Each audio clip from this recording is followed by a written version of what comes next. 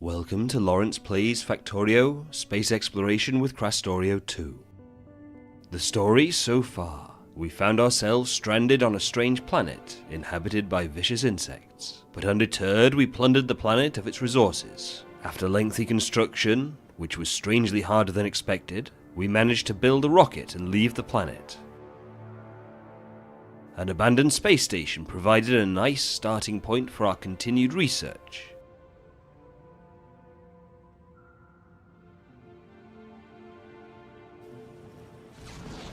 Specks in the sky became planets, with exotic materials to learn. Join us on Monday for the next chapter in our bid to grow the factory even further. The factory must grow. The factory must grow.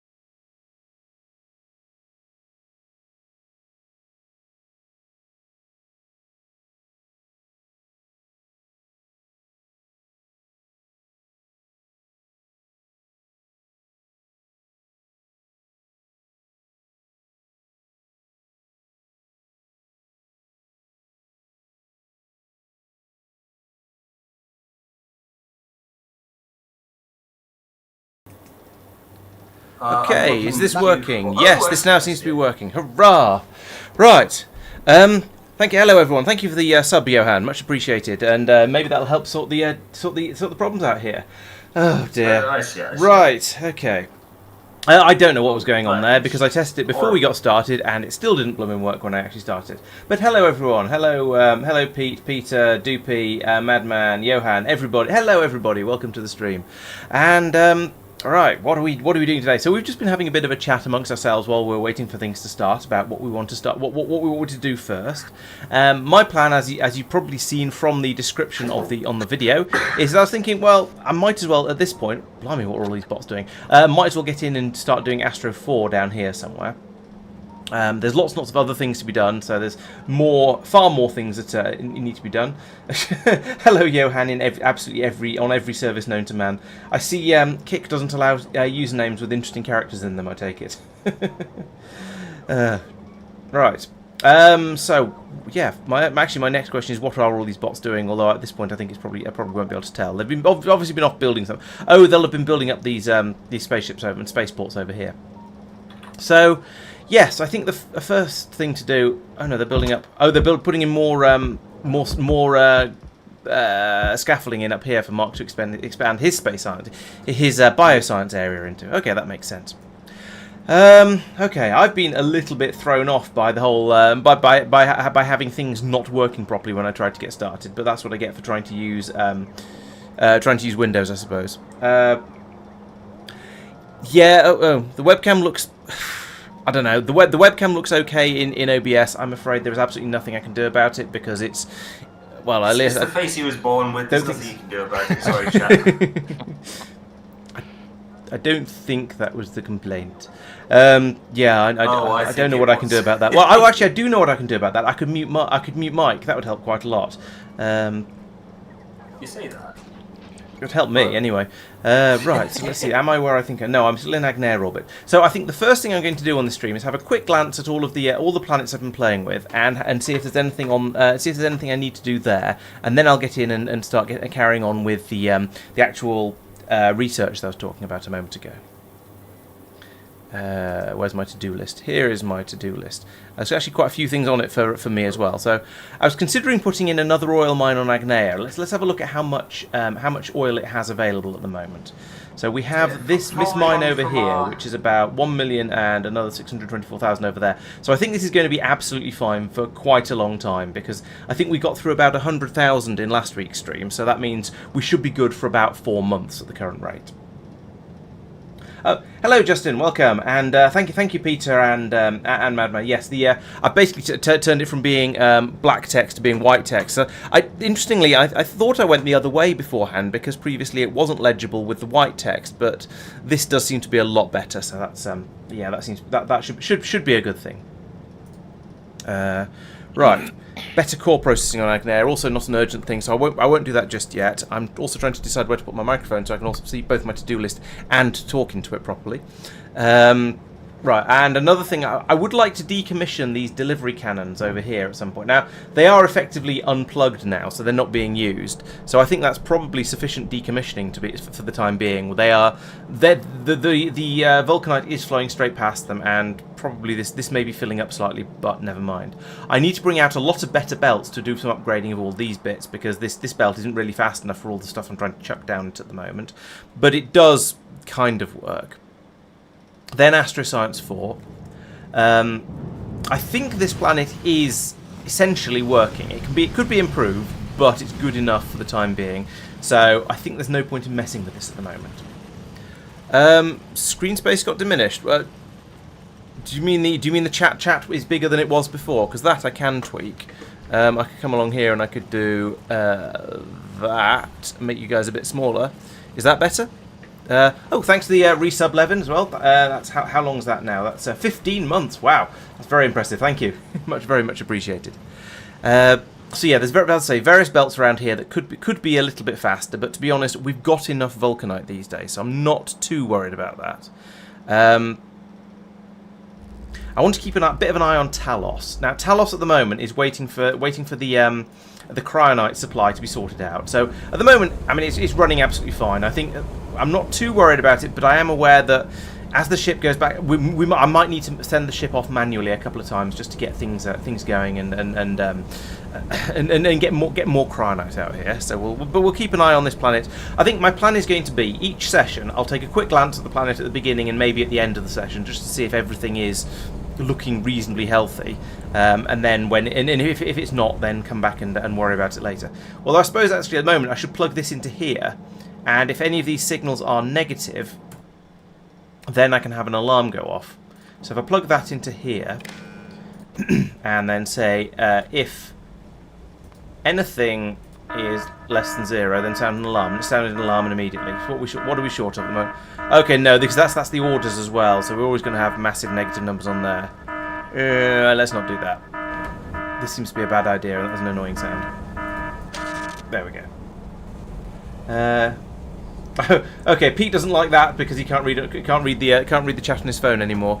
Make it a little bit bigger. There you go. There's somewhere in between. Maybe that's a happy medium. I could actually move it up like this, and the text would disappear off the top of it sooner. You won't be able to see the map very well, but that gives you a decent amount of chat and also a decent size. So hopefully, how's that? That's a little bit better. Oh yes, we were all supposed to be pronouncing pizza on stream, weren't we? So could everybody say pizza, please? Although not at the same time. Why?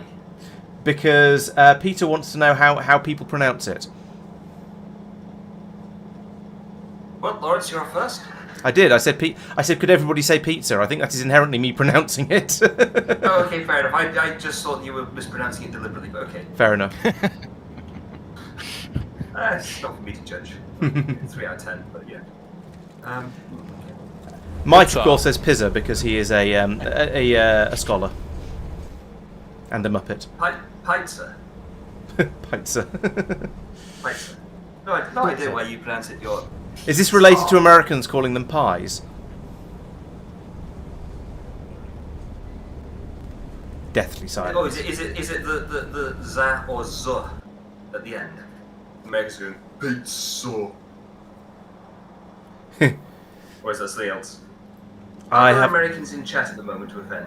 I'm not sure. I can't remember what the conversation, specifically the conversation was asking about for pronunciation.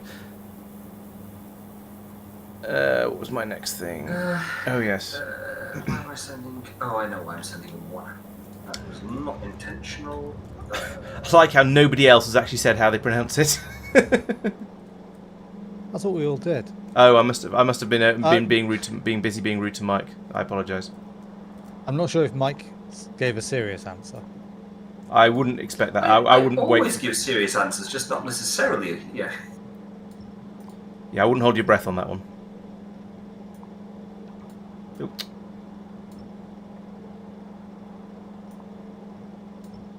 Yeah, the thing is, Stormtag, I kind of do want all of the things on there, but I also don't want. But not just yet, because I'm already aware we have a shortage of cryonite. So I think it's probably something I shall worry about at a later point. Right, so that's pulling up those excess red inserters because they're not needed anymore, because we now have enough iridium that we can start making the superior long filter inserters again. These things are amazing, they're really, really quick. Oh yes, and as part of this, over here, I need to pull out all of that and put one of these in here, and then these belts need to be reversed. So this is because over here, there are in K2 SE at least, I wouldn't like to say exactly which part of the K2 and the SE that comes from. There are two ways of making low density structures. So there's the traditional recipe that we've been doing over here, where you pull in all kinds of copper that you don't have, and plastic and steel that we also steel that we also don't have. Well, actually no, take that back. We have enough of that. And then you make it, but it rips through incredible quantities of copper and other things as well. You see over here, 10 copper plates to make every low density structure. Alternatively, down here, we can make the low density structures through a different recipe, which is much cheaper in quantity of ingredients. So if you look over here, you see we're making 2 of these, and it uses no copper at all, and it uses about half the amount of plastic, half the amount of steel, and a little bit of glass. No, less glass, but instead of copper, it uses aeroframe scaffolds, and aeroframe scaffolds are a bit more expensive, a bit more difficult to make in general. But this means, so if we once we have a healthy supply of this, which we seem to at the moment, as of right now, we can start using this recipe instead and save massively on the amount of copper we're going to get through. So let's go with that for the time being. Let's feed this back up here, and the idea of this is I then turn this into a pickup station instead of a drop-off station for the low density structures, like that. And we can load them into the warehouses here. Then all of this needs to be turned around like this. And yes, I'm aware there is a way to do it to turn things around with the navsat that doesn't involve using using construction bots. However, it's much slower, so I'm not going to, much more fiddly, so I'm not going to do it. I'll turn these around like this, though, and apparently miss one out up here. This one I will turn manually. There we go. And then over, words. There we go. Do those as well, and those, and those, and those, and a little bit more of this, and then we should be able to summon in trains. We should be able to turn this into a low density structure pickup station, which should be down here somewhere under L, probably LDS pickup. There we go. And now, when we need low density structures, the train can come here. The question is, which of these is closer? And I suspect if we're talking about this drop-off area up here, it's probably going to still be this one that's closer. So maybe we need to deprioritize this one and say, actually, we'd rather not use this station, or maybe we just turn. I don't know.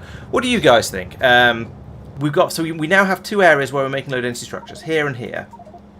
The top one uses enormous quantities of copper and some other stuff as well. The bottom one uses beryllium and imersite, but uses a lot less of stuff in general. At the moment, we have enough imersite. I don't know how long it's going to last for, but right now we do have enough, so we can switch over to making it all with the more exotic but less expensive recipe. And if so, we probably need to think about lowering the priority or deactivating the upper one, just to make sure we provide it by the method we want to.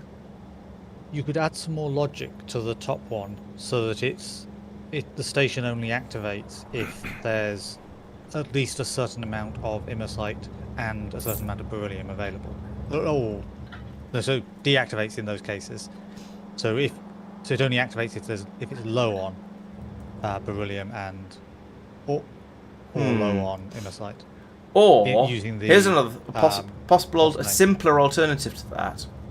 I could feed because we don't have imersite on the train system yet because it's still been coming in by delivery cannon. I could link up this low density structure warehouse here to the network and then only activate the other station if there's less than if there isn't a train's worth available here. Yeah. Does that make sense? That should be linked to the train network anyway. It should be. Yes. I just appear not to have done so. I also appear not to have a reach for it, so this is going to have to come from here to here to here to here to here, here, and then eventually to here. This entire area is not on the green cable system. I shall follow. That's blueprintable though. I'm just going to see how far I have to go. Oh, okay, I have to go a bit further than I expected.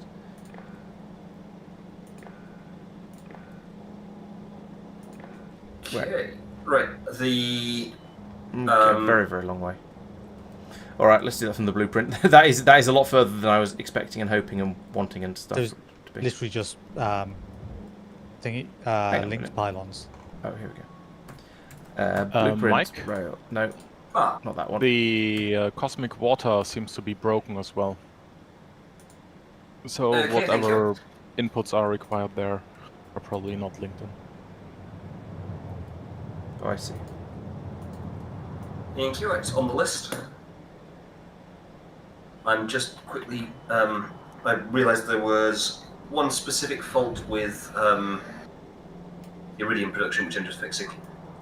Which is that I was only requesting one vulcanite block at a time.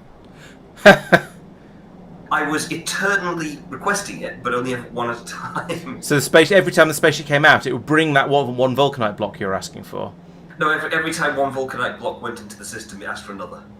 Right. Okay. So basically, it's just sending one down the belt, then another down the belt, then another down the belt. Oh, so lots are being brought in by the spaceship, but not being shipped into where it was actually. Well, to anywhere, basically. Not quite what I meant, but okay. Oh, okay. It'll do. It's fine. End of the world. Yeah, basically, it was such a high latency that the throughput was just embarrassing. Nice.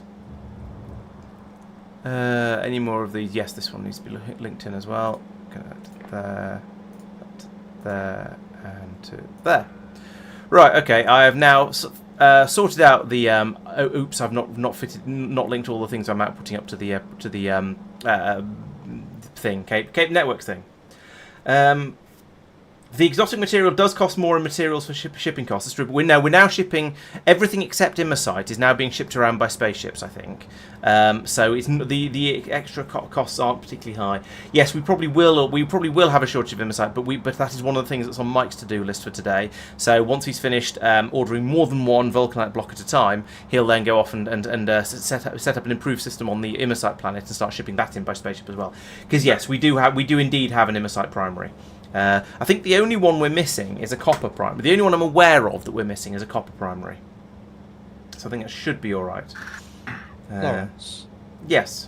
Pragnea, where's the request for train battery packs coming from? Presumably the space station? No. In that case, I don't know. That's weird. Let's have a look. You have seem to be failed this getting- quiz. You have 600 there currently, and you seem to be requesting another 1,000, which seems excessive. Okay. I have a transmitter on the ground that is apparently only requesting ice, which seems reasonable. And then You have a transmitter on the space station that's not requesting anything. I have a transmitter on the space station that's not requesting anything. But that's unfortunate because that one should be requesting cables and stuff. Okay. I think I know where the other one might be. Sorry, very quickly. Are you okay for me to take ownership of Taras? That's the imersite. That sounds like a Marc question because Taras was his. I think ownership is a strong word. I'm Okay, I'll allowing you rephrase. to set up an elevator there. Okay, that was the important bit. So you're permitting me to set up an elevator and link it all together so that everything's on the... So that it works, yes. You did say Agnea, didn't you, Tristan? I'm sorry, you I cracked a didn't little leave. last bit there, Marc. I think you said something like, so it's different to Laurence, but okay. Don't see any I don't see any other transmitters on here. Let me drag a copy. Let me just drag a copy. Oh, this isn't going to work because I'm going to see too many different things, aren't I? And it's going to do that. Although actually, no, transmitters will be down at the end of not having very many of them, so maybe it'll be manageable. I think that's what, Okay, I have 4 It doesn't have a transmitters number apparently, now. which is interesting. okay. Which is more than I would expect. I would expect it to be 1. Oh, That's now the second one. I've lost 1. So where is that? So there's one by the elevator. I've pinged the second one, which is the capsule maker. Oh, capsule maker. I forgot about that. Yeah, the one by the elevator, the one by the capsule maker. There are 2 more somewhere on this planet. Oh, so sorry. And there's one there's one here, which is the one I was thinking of when you say capsule maker, which is not. That's the ammunition maker, meteor defense ammunition maker. So you have one hidden somewhere that's just requesting. Apparently so. Right. Let's do this in a somewhat organised way.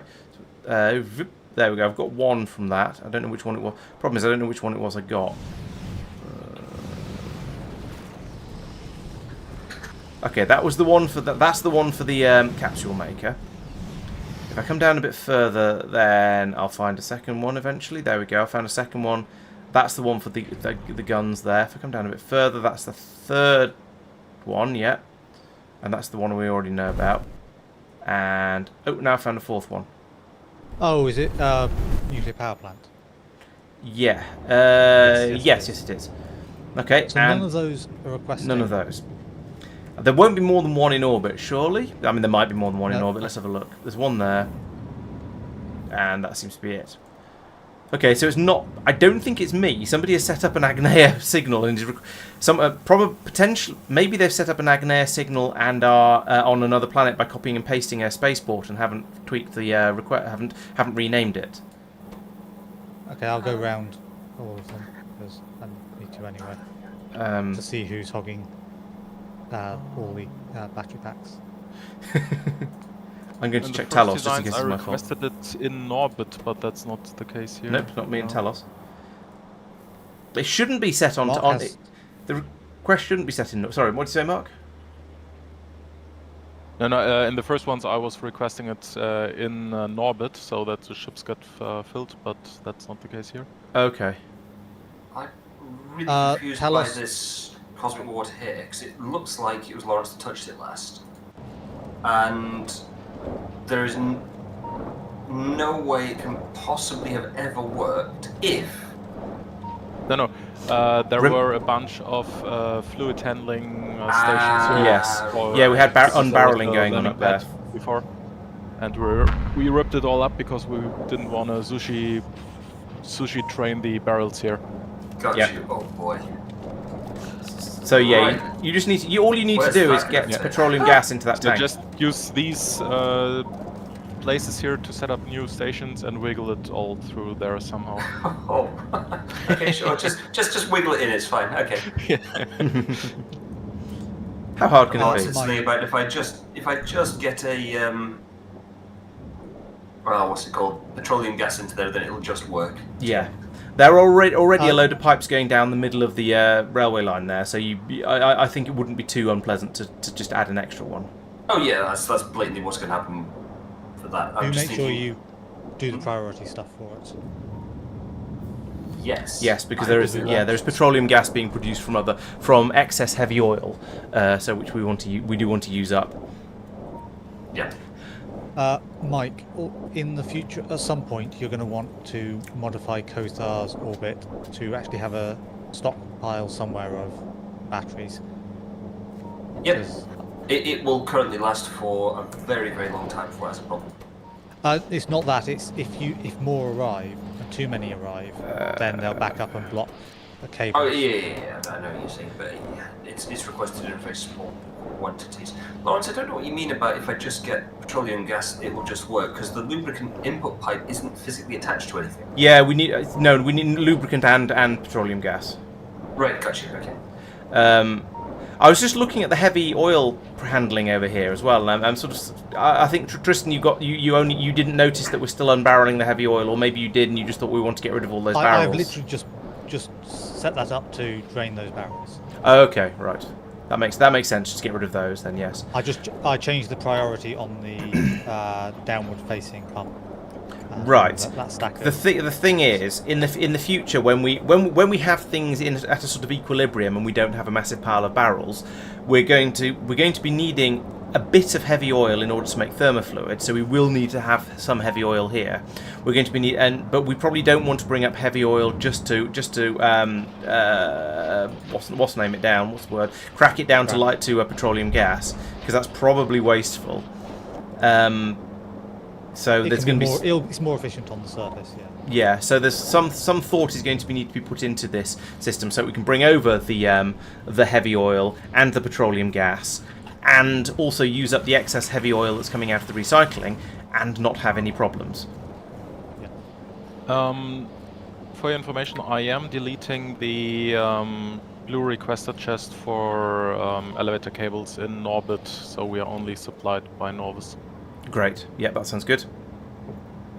Yeah, we want to pull up the elevator making in space, and I think it stopped at the moment. Or it stopped when I was making the videos because it's run out of iridium. So if we... Oh, but it was also the only place making the elevators itself, so we should enable it. So we don't want to... Yeah, we don't want to pull up the elevator making, but we do want to pull up the elevator cable making. I'll enable the elevator making. And that. So that's needed for that still. Yep. It's all fine. Yeah, so once the supply of iridium wakes up again, then we'll start to get we can start to make the actual elevators, but not the cables. Yep, looks good.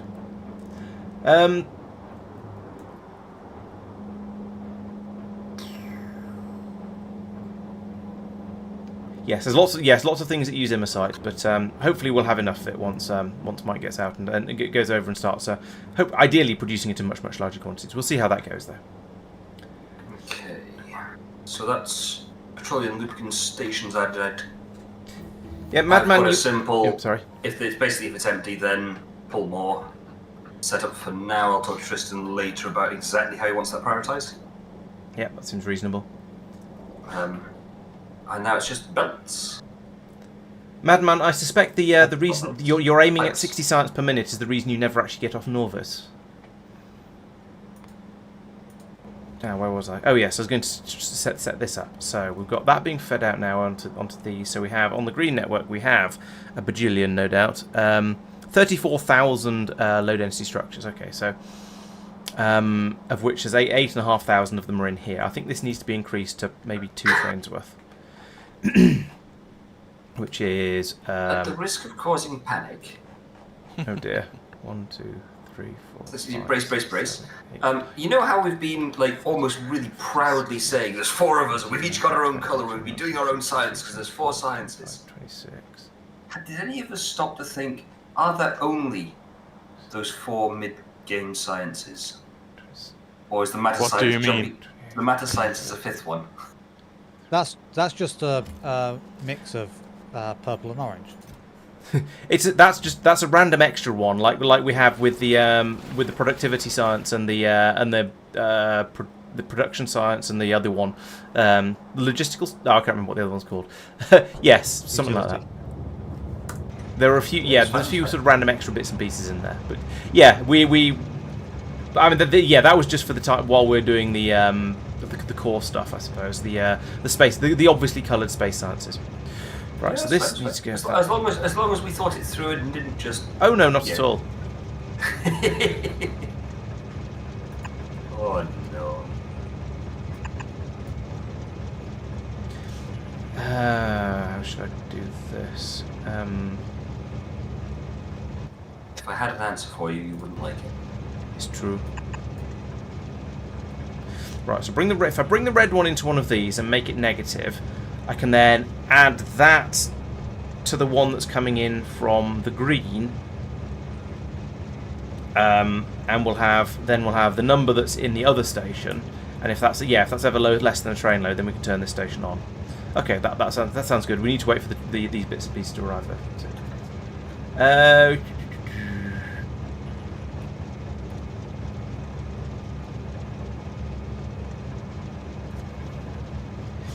Yeah, I'm not sure. I'm not actually sure what rate we do science at the moment. Let's have a look. So if I search for pack over the last hour, for example, and then pick out something that's actually a science pack like that one. Okay, we seem to be doing about 16 per minute, or 17 per minute. I can look it over here. 17.5 per minute over the last hour, with a bit of a spike upwards there. Interestingly, maybe I don't know why it's suddenly shot upwards. This will be a faster research. Or maybe we. This is a 45-second research. Oh, I see. That's weird. But okay. Rather than 60 seconds. So we've got the same sort of thing with the automation tech cards, just because that's a convenient thing to look at. Again, we've got interestingly, we've apparently been using more automation tech cards than we've been using space science packs, which sounds rather weird. I thought everything was just sort of tied perfectly together in lockstep, apart from the brighter coloured ones. That's very odd. Really? Apparently. Did you say space science, the plain cylinder? Yeah, the plain cylinder. Yeah, that one's... Yeah, the numbers are different. Space science pack is the plain cylinder, and then automation tech card is like 2 per minute higher. That's very strange. I thought that a major point about this mod is that things are explicitly not in lockstep. Yes, but only for the more advanced stuff. So I think virtually all of the sciences will use exactly the same amount of. They will all use the same number of the basic science packs, which includes the space science one. But then different researchers will use different tiered space sciences. So the astro, bio, material, energy ones. Fair enough. It's really genuinely not for me to say. I am so unfamiliar with the mod pack that as I sort of started to mention last week, and then the conversation moved on. Yeah, fair enough. That's how it goes. I felt the need to start my own 0.6 playthrough, although in a bout of confusion I did name the save 0.7. I see. Oh yes, that's why we had that weird conversation last week, I remember. Just how confused I am by the whole situation. Yeah, so those numbers are different, you can tell by the way that they are. And I find that very surprising. Answers on a postcard. Tristan? Hello. My next big red ship is on its way with a lot of junk, and we still have Snowdrop and Ignea still full. Work faster, Tristan. Work faster. No, just for your information. So we need to upgrade this to blue, as discussed in the comments, and that'll get these running a bit quicker. These should definitely be upgraded to certainly to better modules in them, and possibly just straight up prod mods all the way through, I think. So let's do this that. Is a horrible setup. Who did this? Those are all speeds at the moment. No, let's not do that. I don't know why I bother asking. Oh, it's great. I'm going to, for a short amount of time, break it entirely and change the splitter. There we go. Stuff over. Okay. Right. As in, it's backing up and is going to continue backing up. It's going to slow it down far too much. I can't do that. Do that though. That's probably going to be better than it was before. Because before it was a tier 1. Ooh. Server is not responding. It's frozen. Is that a me problem? Okay. Did someone just do something? I placed Oh, it's covered. It's back. Yeah. I was going to say I used blueprint. right. How bloody hell. How big a blueprint did you place? Just Mike, what have you done? Oh. How big a blueprint was that? Just half of bio to work on that. Let's have a look. Let's die in real life. This is astonishing, Lee. I can't even select things from a menu. It's so bad. Geez. There we go. Oh, Yes. Wait, no. good work. Well done. Get faster PCs. That's the PC. Hang on, It's not my PC that's the problem. Where did you do this? My own map sandbox. Oh, right, okay. That explains why I can't find it. He's imported it as an import string, I'm guessing. No. Oh, no, just copy and pasted from the existing Okay. bioscience. Oh, sorry, big man. Because biosciences are all very, very similar. So he's taken a copy of tier 2 to do tier 3, I assume. Paste it in the lab. Yeah. Okay, fair enough. Okay, well, we seem to have recovered now. Blimey. You speak for yourself. It's going to take me therapy to recover from that one. Oh, I'm used to nonsense. I'm used to generalized nonsense because I've been known you for how many years it is. So. Yeah, see, the thing is that I'm used to generalized nonsense. It's not that. It's just the sheer level of efficiency of getting it done that's completely blown me away. Oh, you mean when he didn't just break things, he broke them spectacularly. And in a way with style, speed, efficiency, and a better end goal in mind. Compared to this, which, I mean, what is going on there? It grew up over time. It evolved. I don't think it's grown up. I think it's still pretty infantile. Oh dear. You should be fine with it then. Someone's just nicked a load of tanks which have had a load of heavy Yeah, oil we in. don't need that many. We need them temporarily to buffer stuff. There it is. In fairness, that does actually make life slightly easier for me because I can just get rid of You're those. Thank you. No, I'm Mike. You're close. You can remove that one as well if you want. I'm going to leave that one. I'll leave it for now, thanks. Oh yeah. I've got a path through now, and that's what I needed. I was also considering making some more repair packs on Talos because stuff was getting attacked and I didn't like that. The question is, oh yeah, I remember what I was going to do here. I was going to put in a furnace here, I suppose, and then put an inserter there, and then a long inserter in there, and then tell that to just straight up do iron the easy way. Do things and stuff, come on. Yes, I'm waiting for it to do things and stuff, but that requires a supply of. It requires another inserter to be brought over. You're not telling me I've run out of blue inserters, are you? I mean, it's not impossible, but it would be a bit ridiculous. All of this stuff I've built, and now I've run out of blue inserters.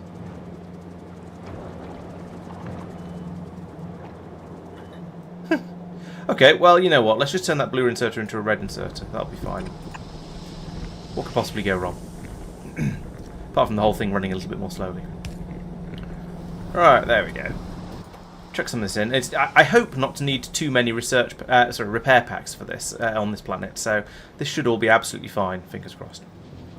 There we go. We can make some iron, put it in there, and then we can make some repair packs, and then the bots can fly around and actually, you know, fix some stuff for me. Because after, I think it was after one of the up here after one of the artillery range researches, I think we had some attacks here. Now it's mostly been fixed up. It doesn't look quite as bad as I thought it did, but it still needs to be fixed up a little bit more than that. Oh, and there's been some problems down here as well, apparently. Some rail. I think we had some biters over here as well. So yeah, that's that fixed up now.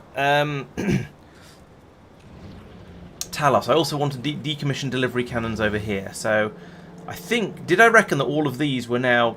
Oh yes, the power outage, you're probably right, yes. So that's Norbit, that's Norbit, that's Norbit, and that's currently nowhere. So all of these are now unnecessary. So I can do this. Just get rid of that little excess of the stuff over here. I can't unload those very easily, but c'est la vie. We'll just dump the stuff that's not in the in the guns yet back over that way. Shove it into the drain. It can be sent off to Norbit. Norbit, stop requesting elevator cable at the top of the elevator. We've done that. Pull up the iridium processing at the end of the bus. Ah yes. So on Norvis, down here. Let's turn the lights on. There we go. All of this is basically unnecessary, all of this iridium processing, because we have the bearings being, in theory, brought in by train when there is a sufficient supply of iridium. And if there isn't, it's not going to help. So let's get rid of let's get rid of those, and all of that, and that belt because it's not doing anything else, and that lube pipe, and that lube down there. And here we'll get rid of that request, and also get rid of this bit, and that, and oops, that as well, apparently. Okay, that should tidies all of that Quick up. question, guys. You're doing the core processing on your outpost planets. What do you do with the fluid outputs other than the pyroflux? So pyroflux we are barreling and Pyroflux barreling, as you say. The others. See, oil is getting turned into plastic, I think, or getting turned into some sort of oil derivatives, basically everywhere. Anything plastic-wise. Or sulfur-wise, presumably. Yeah.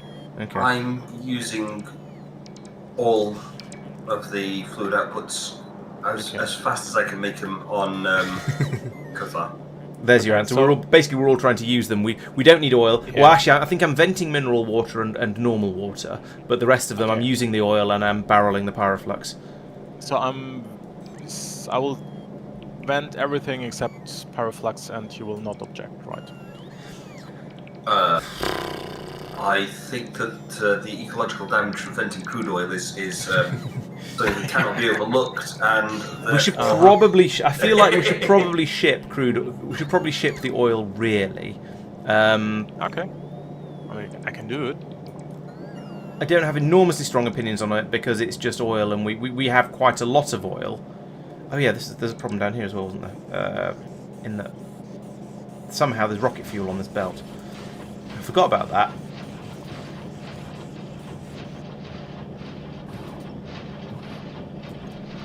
Undo. There we go. No, redo. No. Take the rocket fuel. There we go. And undo. There we go. That is now working once again, and we can start making these high-end assembly machines. I don't know how rocket fuel got onto that belt. I really don't. I'm just going to assume it's something ridiculous happened. Yes. Not so. I could believe that, given it was a belt you made, Mike. I don't make every belt.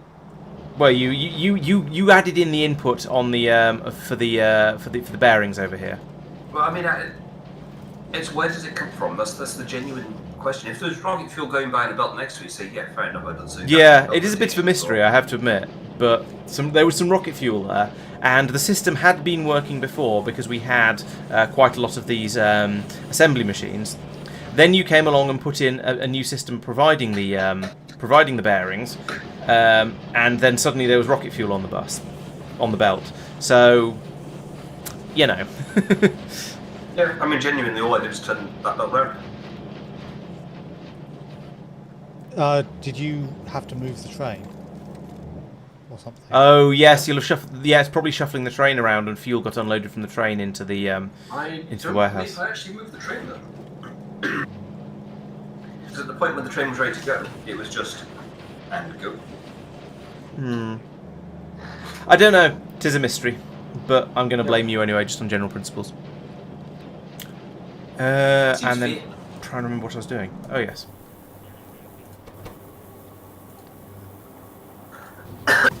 Right. Okay, control unit.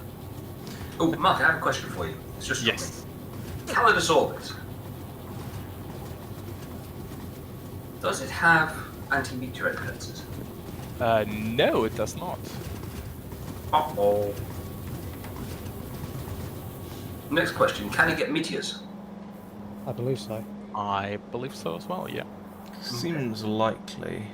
Yeah, but there should... So we can scan around, and there should be some meteorites if it's gonna get hit, and I don't see any, to be fair. No. It could get them in 0.5. Yeah, but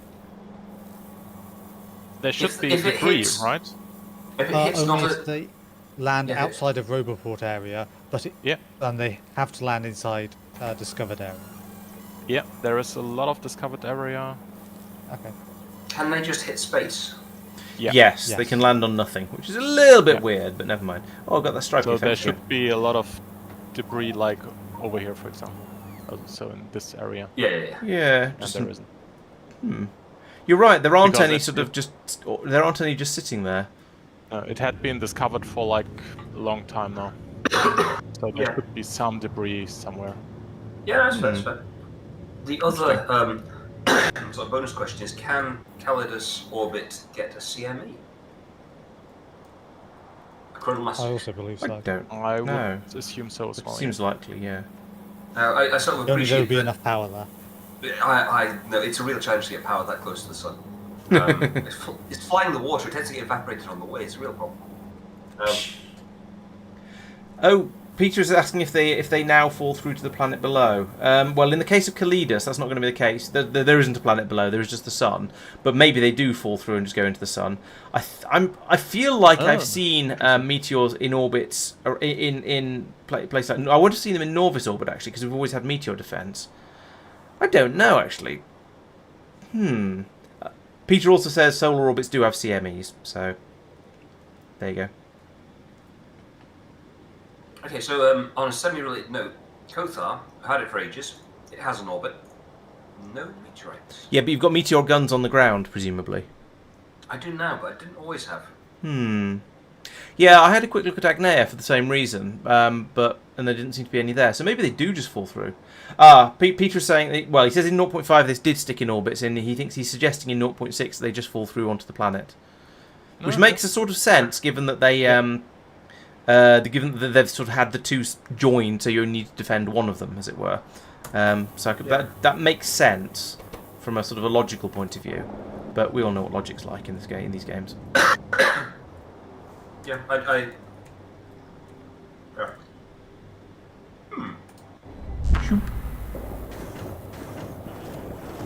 Right, let's go and do some thinking about science, and probably building some more spaceships.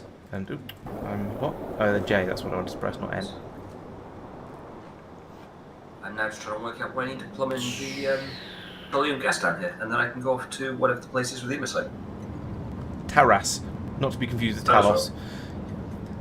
They are slightly different.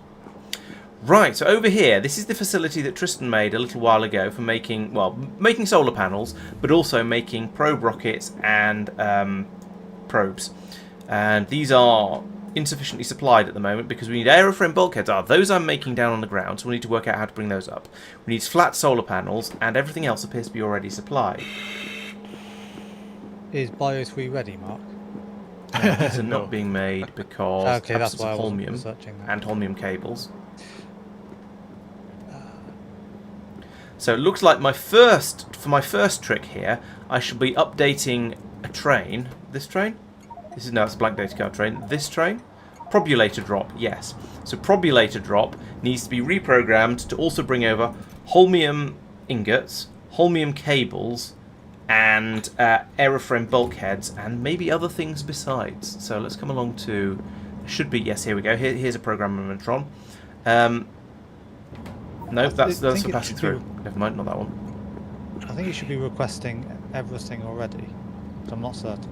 Here's the one.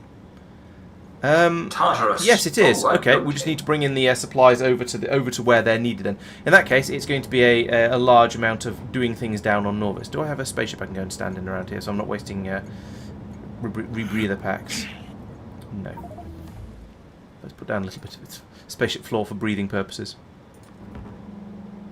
No, not like A that. waterless cryonite planet. What blooming good's that?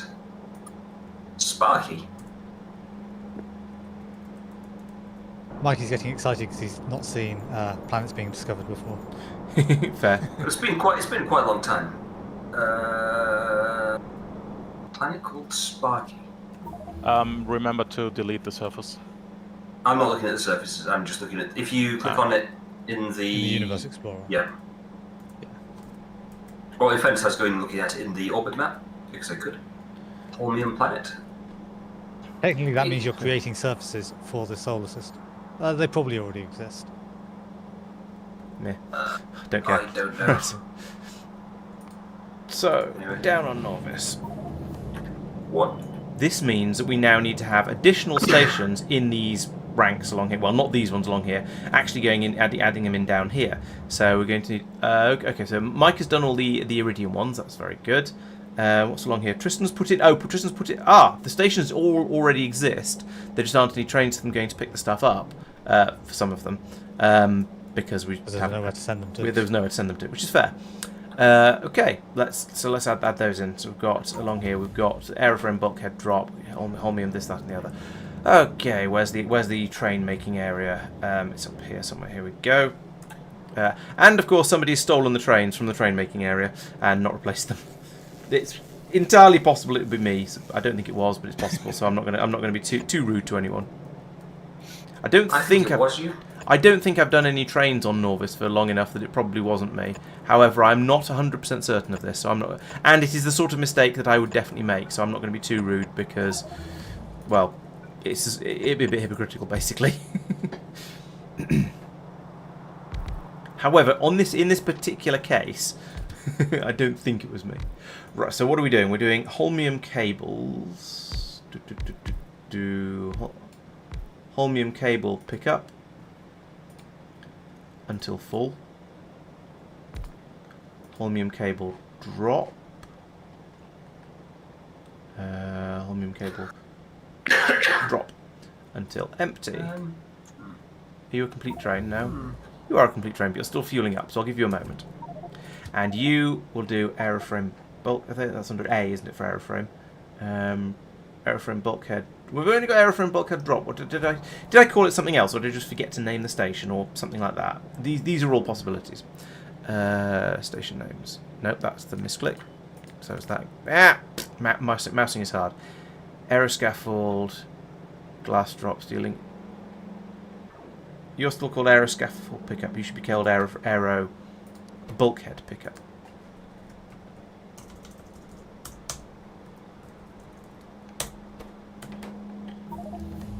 That seems to be programmed correctly. Okay, so back over here again.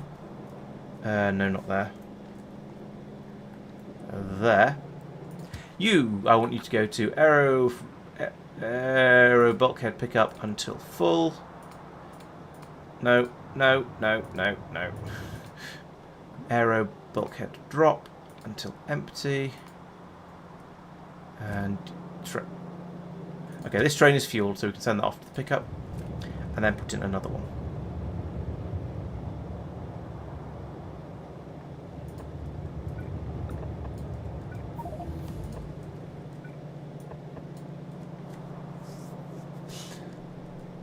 I find, I know you can use pretty pictures to label stations, but to be honest, I find that worse than text because lots of different, especially when you've got various heavily modded games, I tend to find a lot of the icons look very, very similar, and I can't tell them apart, or at least can't tell them apart as easily as I could tell the words apart.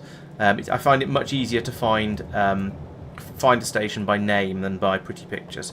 We did that with the. Granted, this was in Industrial Revolution 2, where there are a lot more metals and they look a lot more similar, because I think bronze and copper and brass are all sort of orangish metals, so that was even worse. But in general, I'm not a great fan of doing it that way, because I just can't tell the pictures apart. Yeah. That did get to the point, didn't it, where you had to touch your eyeball to the screen to try and work out which one it was. And even then, I just got wet marks on the screen. It didn't help. Not heavy composites. Mike did those. Holmium solenoids. There we go. Holmium solenoid pickup until full, and then holmium solenoid drop. It's unfortunate that I expect pick up and drop to be in that order, but of course they're not because of alphabets. I'll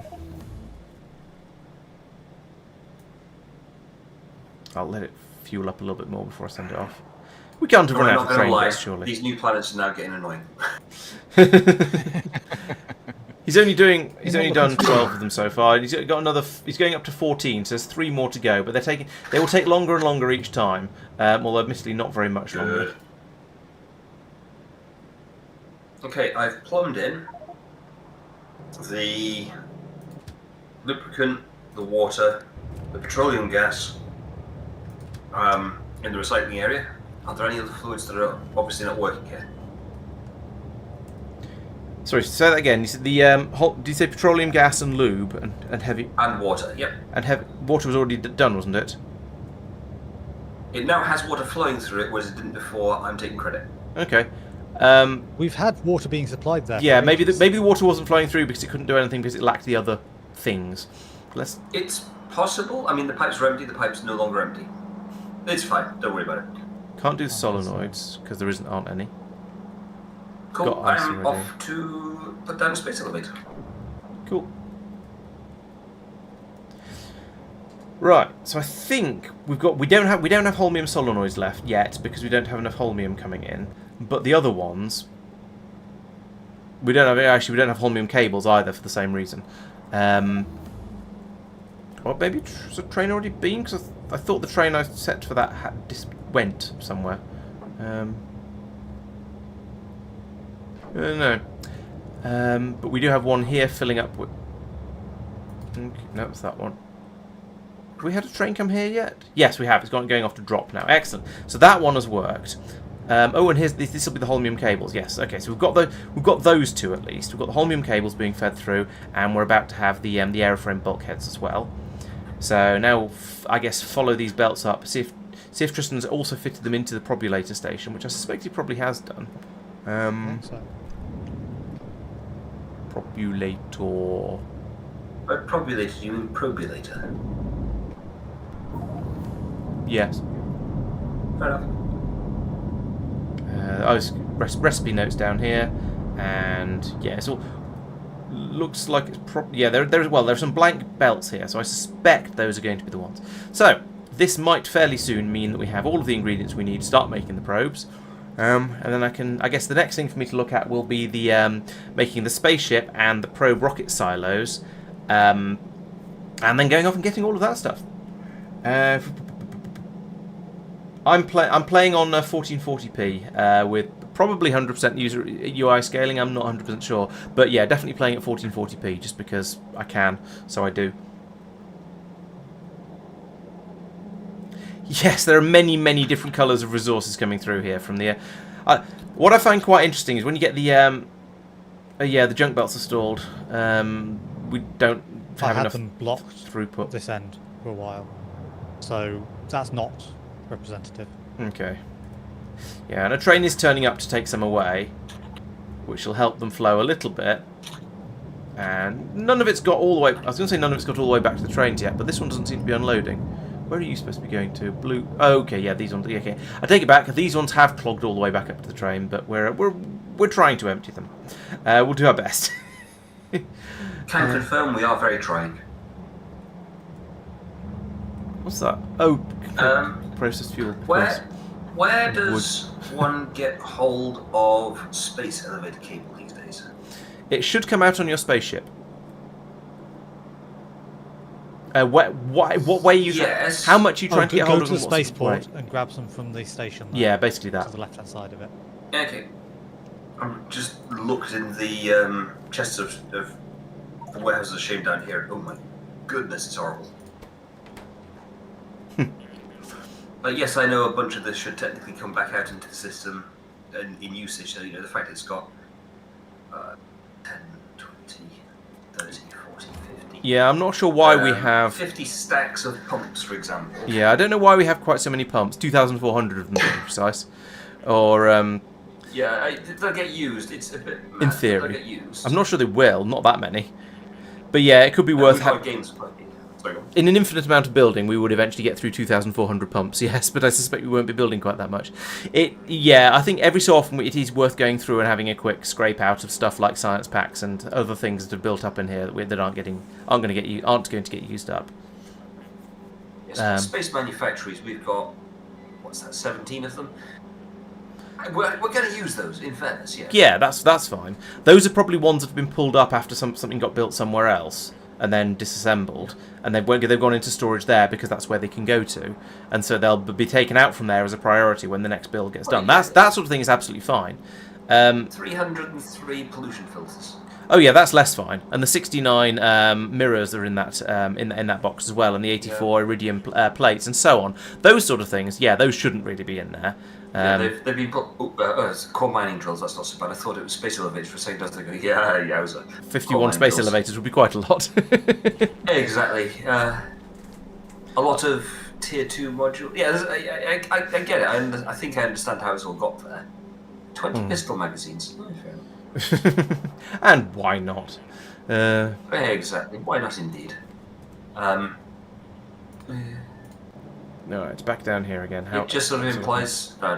Anyway, sorry. Yes. Okay, I'll go and grab stuff from the. Because going out to put a new space elevator in, kind of want it in bulk. Yeah, yes, that'd be grab it from the spaceport. There shouldn't be any. Well, there shouldn't be a significant amount in the warehouses of shame. But you know how shameful they can get. Mike, I'm not getting cosmic water. That's right. I'm not going very far. I'm just going to the other end of the Well, no, whatever it's called, the space station. In fact, I'm going to park it there. Not getting cosmic water at the spaceport. Yeah, so these machines don't get any water. Ah, yes, that's what I was talking about. That is actually plumbed in now. It's just not getting much water. Oh, blimey. We seem to have very, very small requests for some of these That's exotic all things, water. Tristan. Oop, wrong one again. Keep looking at the wrong one there. The water has just been used up. That's why there's no water there. So should be being resupplied. Okay. I suspect requesting 100 aeroframe bulkheads and train scaffolds and jam, so on massive isn't train quite jam. enough. Yeah. Yeah, Mark, you train fly- jam, I just noticed, yeah. Yeah, that's what's going on. This train here is Wrong trying to signaling. turn into a block. Yep. Ooh. It's a chain signal. How did it get in here? Did it get in here? Oh no, my fault. I'm sorry. You will be, don't worry. I renamed the station while the train was on the way. Oh, right. Nice.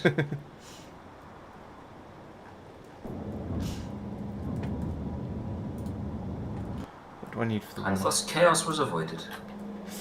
Yep. Well, you say avoid. That's why there was I no am water. I am not requested plasma stream for a second, so Flat solar. Just supervising them, making sure they're all Flat behaving. solar You- requires Holmium good. cable.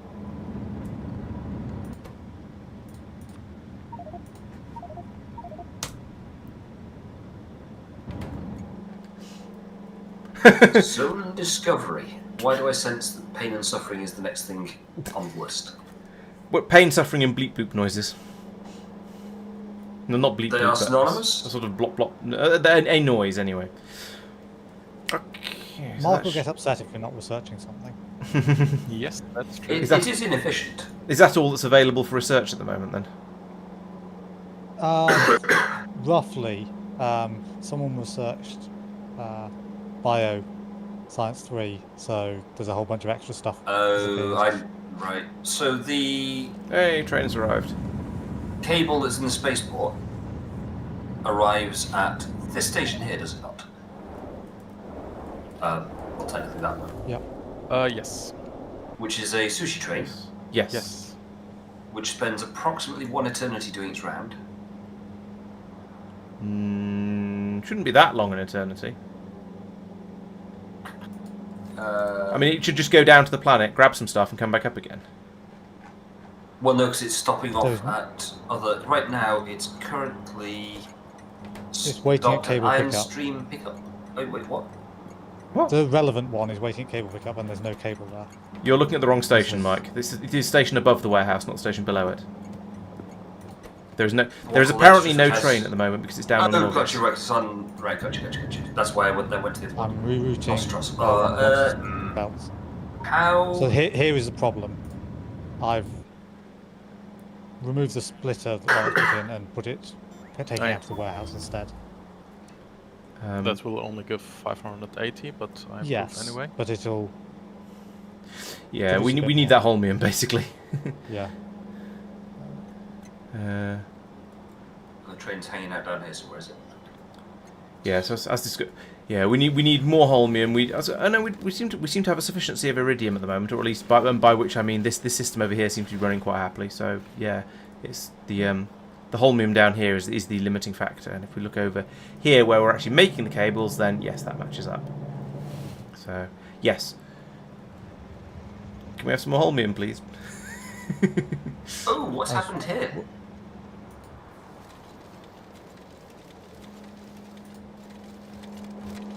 That's not right. Yeah, I would cautiously agree with that.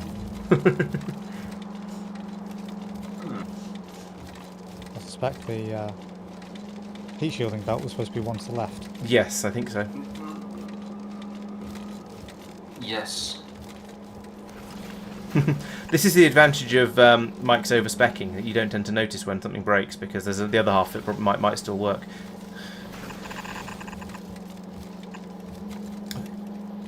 And here we see Mike dumping enormous quantities of heat shield into the warehouse of shame. Yep. Actually, no, you're probably alright with heat shield, because that's probably something that's requested onto the bus. I'm going to say, mate, it had to happen sooner or later. I had to make a mistake. And, not be... I like the way that it's necessary for it to be called out because it's such a rare occurrence. It's because you complain about there being stuff in the chest of shame so often, and I'm not always watching what you're building because you don't stream. So. Don't stream yet. But for thank you for that segue. Sake of everyone's sanity, wasn't you don't planned. stream, yes. Not yet, not yet. Okay, so... But there might, chat, be a plan. Dun dun dun. Not for quite a long time. So don't worry, your sanity can survive a little longer. I have two small children. Yeah. Today we were sat. No, Mike doesn't stream, but he is threatening to start at some point. I did once upon a time, and maybe it shall happen again. We were having tea today, and my older daughter, who's 2.5, suddenly turned and thoughtfully looked at myself and my wife and goes, "Mummy, you loud." My younger daughter, "You loud," and she goes, "I'm loud." And then she looked at me and went, "Daddy, you quiet." What? And I went, "Okay, why am I quiet?" And she went, "Daddy quiet because 3 naughty girls." I was like, "That's brilliant, I'll take that." I haven't told you to say that, you just come out with it yourself, that's fine. My wife was not impressed. I was just like, well, look, yeah. From the mouths of babes and sucklings comes absolute nonsense in this particular case. I am the quiet one. It's why I talk so much now, it's because I haven't got 2 children and a wife to constantly interrupt me. I mean, I still have 2 children and a wife, but they're not able to constantly interrupt me. I'll snip out the recording of you saying that and send it to her. Oh, I've already sent it to her face. Blue circuits and oh.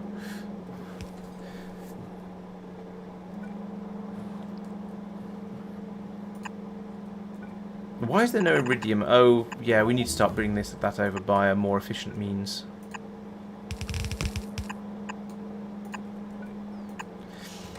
There's no iridium girders on the tower of construction. I feel that feels silly. Let's get rid of that. Do that and that. At least this way we're not going to have. At least this way, the things that are in this gap here will be able to go through without underground belts, whereas these ones will obviously still need them.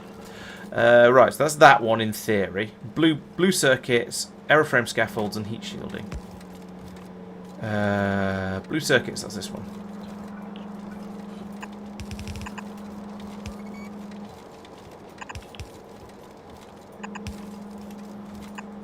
So where are we making the cables? Norvis. Oh, over right now. You remember where we did all of the intermediates? Basically there. There always are, figure it out. The 4th quadrant of that area. Elevator cable pickup. There we go, so I can trace it back from there. Thank you. No problem.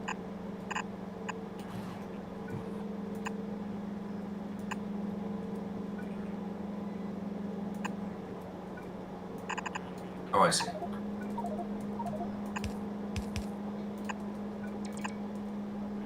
Alright. Oh, heat shields. It's this one.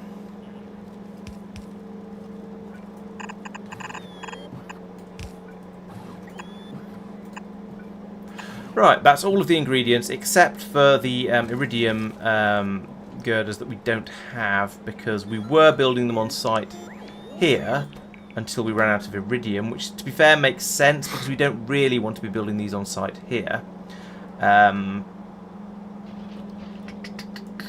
The iridium was coming up here though. Presumably there's a delivery cannon over here which has stopped receiving it, which again is not a bad thing. TM. Yeah, here we go. Oh no, we are bringing ingots in along this belt. Right. Okay. So we need to get iridium being brought over here. Basically, we need another of these to bring the iridium down along here. And I think I already knew that was going to be an inevitability, which is why I've left a little bit of room in here, although not a huge amount, admittedly. So let's get rid of another couple of rows of that, and then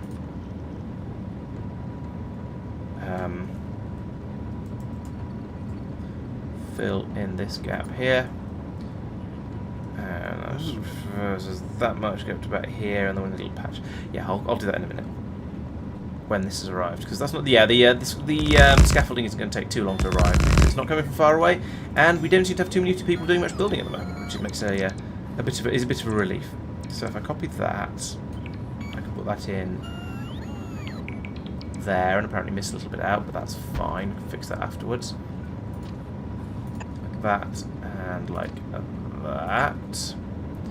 Then we need to have a little bit of scaffolding up here for the weird hack train that weird hack station that we were implementing, and this one I will need to rename when it arrives before we get beryllium being dropped here. I did do a copy paste, yeah, so we probably are going to rename that. So let's turn it off. Oh, no, rename it. There we go. That goes there. Let's just make sure I haven't spectacularly broken that train. No, it's pulling into pickup now, so that's fine. This can come round down here. And, ooh, no, not... things are getting a little bit crowded down here.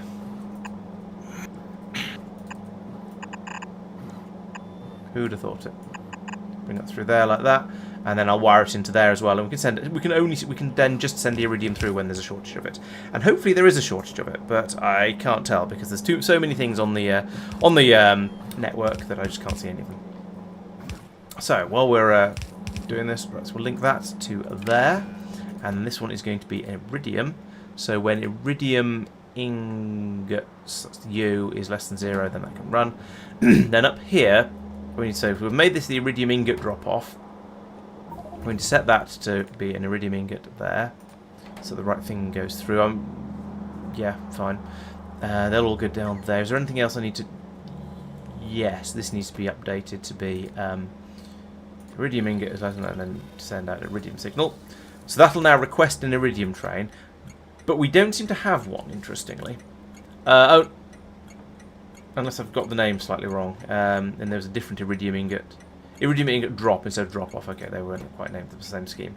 So now that train, if we have the iridium, should now leave. And it had. And no, wait, it's just sat there because we don't have enough iridium. Yeah, okay, we don't have enough iridium. So once Mike is filled up with all, he's actually getting more than one vulcanite cube this time, which is a good start. So once he's filled up with that, gone away, brought some back, then we can eventually start having some iridium, and things will start to happen. That's going to take a bit longer than I was ideally wanting. So given that I am here in this surface, I'm quite tempted to go out and just steal some from somewhere. Oh, hello Blake. Welcome to the stream, and congratulations on making it. Yeah, I'm currently trying to get Astro Science 4 up and running. The first step of which, or a step of which, is to get this up and running. But I've only got one heavy girder apparently, and I need 100 in order to make this space probe rocket silo. So yeah, we're just waiting for either another delivery from Mike's planet, or for me to go off and just steal some from somewhere. Which actually, I think you should be getting a delivery from Kothar shortly. No, the delivery has been and been swallowed. Kothar is currently filling up with vulcanite. Ah, gotcha. And it's got to. Oh, that's good. Yeah, the warehouses are mostly full, so it can't take much longer because the warehouses will be full. Excellent. Right. So, however, What I'm actually trying to do up here requires these things, requires the beams, and we shouldn't be making beams up here in space. So I'm going to be really cavalier and just get rid of all of that and that, and then come down. The rest of it is okay because we're bringing the ingots in along here and then cutting them into plates on site, which is correct. This is how we want to do things, but we don't want to make them into beams on site because that's wasteful. We want to do that down on the planet. However, that does mean I'm going to need to spaghetti another belt through here, and also tell this ship to start bringing this train to start bringing up iridium iridium girders. So let's come in here and add them onto the shopping list. So iridium girders, they'll be in here because they're a manufactured thing. Iridium heavy girders, okay, they're called that instead. We'll ask for 500 of them because that is a number. That was a negative. I did put a negative on there. Yes, I did.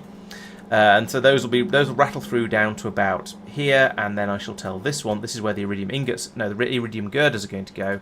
So I can do that. Minus 10 million there, like that. So that's 1 million, but probably sufficient. But I'll make it 10 million anyway, just out of habit. And then we have something like this in here, and we'll reprogram that in a moment. Bring this all the way along here, and then we go. Oh dear. That said, this is far enough because I want it to come up here, I guess, like this. Conveniently, there's a nice gap there. I guess we'll probably want the capability to bring in 2 different things along here, so I'll do that. And then the next thing we want to put onto the Pillar of Doom can also be brought in here. And this can go up here like this for approximately forever. I'm concerned that I'm going to have a problem like that at some point. I should probably go up along the outside of this belt, really. Alright, let's bring this along here. Like this. And then get rid of all of this because actually it turns out that's wrong. Because the belt appeared in further up. So let's get rid of all of that again. Now I can come back down here, put this belt in again, but in the right place this time. Follow it around this loop here for making the whatever those things are. I wonder if we should start doing those on the ground as well. Probably. Right, and then, here we go. This is where things actually happen along here. So we put in a splitter there. We can then send those in that way and up that way to be added onto that belt. Oh, actually, given that... where does that belt even start? Oh, here. I could squeeze through here and add it onto the belt here, but no, I think this way is probably better. However, if I'm going to do this like this, I'm going to then need to put in another one of these here and tell it to split off the other thing that's on this belt. Oh wait, does this belt only ever have one thing on it? There's room to pass and put another thing onto the other side of it here. So that would be quite a nice thing to do at some point. Alright. Because I'm a nosy person, and I'm still very much like, oh, this is new and exciting for the planet's discovery thing. I've just been looking down, and we've discovered quite a few planets and moons now. Mm-hmm. We still haven't got a single copper one. Oh, right. Even if we did, it might not even be worth it at this point, because it would be so far away that the logistics of getting stuff from it would be astronomical. I mean, astronomical on a game called Space Exploration does kind of feel par for the course. Yeah. It would be an extremely large job, should we say. Potentially worth it, though. I'm not saying it might be something we should consider, but yeah, I suppose the question is, at what point do we decide that it's just not worth it? It's easier to, for example, just slap down copper mines on every single other planet we've got and call it good.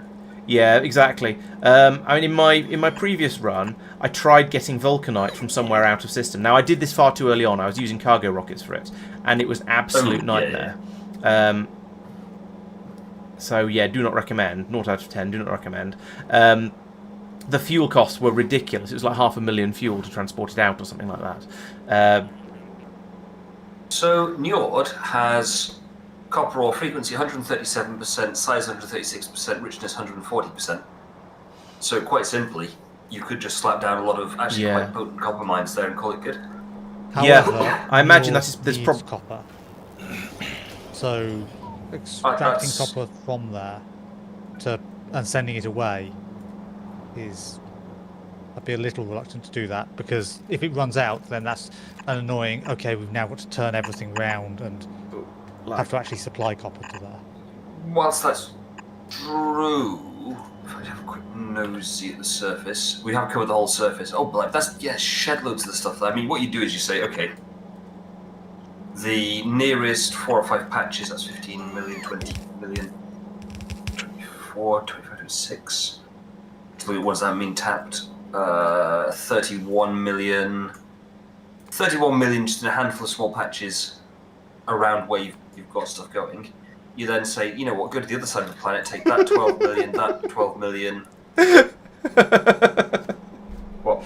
I set up this huge system to get the heavy girders coming up from Norvis. I finally just plugged it in and turned it on, and I think 8 or 10 have just come out of the warehouse, and that's it. Fair enough. It just looked comical, because to be honest, I wasn't expecting there to be any, which would have been just sort of boring but expected. But this little burst of 10 of them came out and is now bimbling along the belt merrily, looking very, very lonely. Fair enough. Sorry, yeah. That's quite right. Yeah, you slap down a mine there and just say, okay, we'll take with prod mods the entire way through and going absolutely ham on it. You can get maybe 50 or 60 mil without really having to worry about it. Does that make sense? Yeah, I think what Mike is saying is generally correct. Whether we pick specifically Njord for that, although as he says, there is a huge amount of copper on this planet. There are patches of multiple millions dotted all over the place. But yeah, at the moment, I don't think we're short of copper. Although I have to admit, I don't know how much we're pulling up on Norvis. In fact, let's have a look at the prod graphs, because if we look for ore, we've got 200 stacks in the core pickup area. Oh, I absent-mindedly did a silly. I've generated the surface for the asteroid belt we just discovered. I'll delete it again. Deep Asteroid space field. zone Oh no, what did I say? You said asteroid belt. Asteroid fields are technically a different thing. No worries. Ah, got you. Yeah. Right. So yeah, okay. I've brought up a graph of the copper ore production and the raw rare metal production, because I believe you get the same amount out of each core chunk, but I also believe we're not actually mining any rare metals, or at least if we are, it's not very much. So looking at this graph, I can see that we are producing significant amounts of copper from mines. So we've got about 16 per minute coming. Well, differences of about several. What? So 1.2 thousand of that, 8,000 of that. So yeah, we're producing about 7,000 copper per minute from mines. So yes, at some point we are almost certainly going to have to go off and start mining things properly. Also, I think the principle is just slap down. Like Kothar's got a whole bunch on it, not a huge amount, but I'm not using it. Yeah, yeah. Yes, I think I agree that slapping those down makes a lot of sense. No, we have not found the anomaly yet. I did it in 0.5, so it's not spoilery for me at least. But yeah, we haven't found it yet. But we haven't gone outside the solar system yet. So at the moment, we aren't doing any interstellar travel. What anomaly? You'll find out later. Spoilers. I do know what it is. I have spoilers. Ah. You're a spoiler. Face is spoiled. Yeah. Your mum's spoiled. By having me as a son. It's the correct answer. We also don't have any petroleum based mic that you do. What? This one is empty. Hello, Zyden. Welcome to the stream. Yes, there are various mildly plotty things in this game. And the train is full here. So why is that not? Because you've got the train limit set to 0. Yep. Thank you. Thank you. Sorry. Yes, I did that as a temporary measure whilst putting the station in and forgot to undo it. Thank you. Yeah. Apologies. I was wondering why I'm not only short on cosmic water, but also the chemical gel. Right, I'm running into. I think a lot of the things that I'm trying to do are now gated behind us having a reliable iridium supply. So I think I might have to. So that'll sort of work for a moment, but not for very long. No, sorry. I can find other things to do for a few minutes, but eventually, yeah, it's the. I'm gonna need a bit more iridium.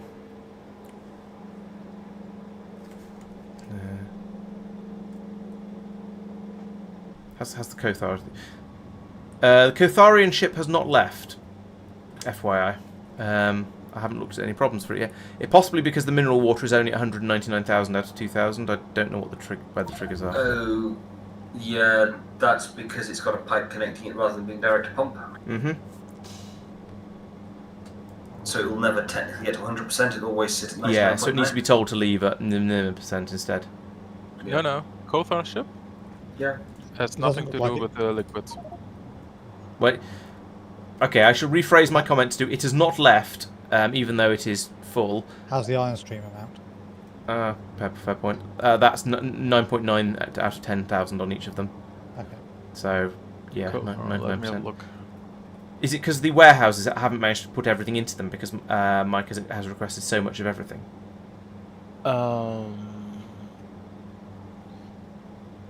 Yes, Ed. We are back in the Borg cube area now.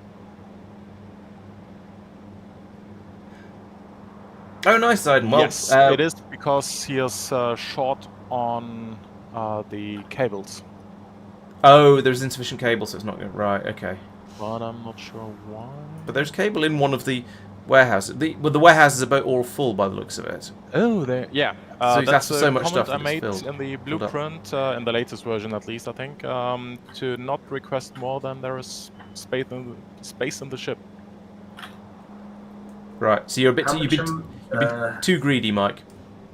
It's set to 200. I'm doing 100k, so it's. Hang on, calculator. That sounds like 500 stacks to me. 200. Which is a warehouse worth. And you've got both your warehouses are basically full of vulcanite. You've got 100,000 in each one. Is there a manual launch override? Yes. Yes. You open up the console and hit launch, and it will. That in a way which isn't going to break the logic. Yep. Separately. That should work. Okay. Launch it. Do you want to do the honours, or shall I give it a poke? Give it a poke. I'll let you do it. Plib.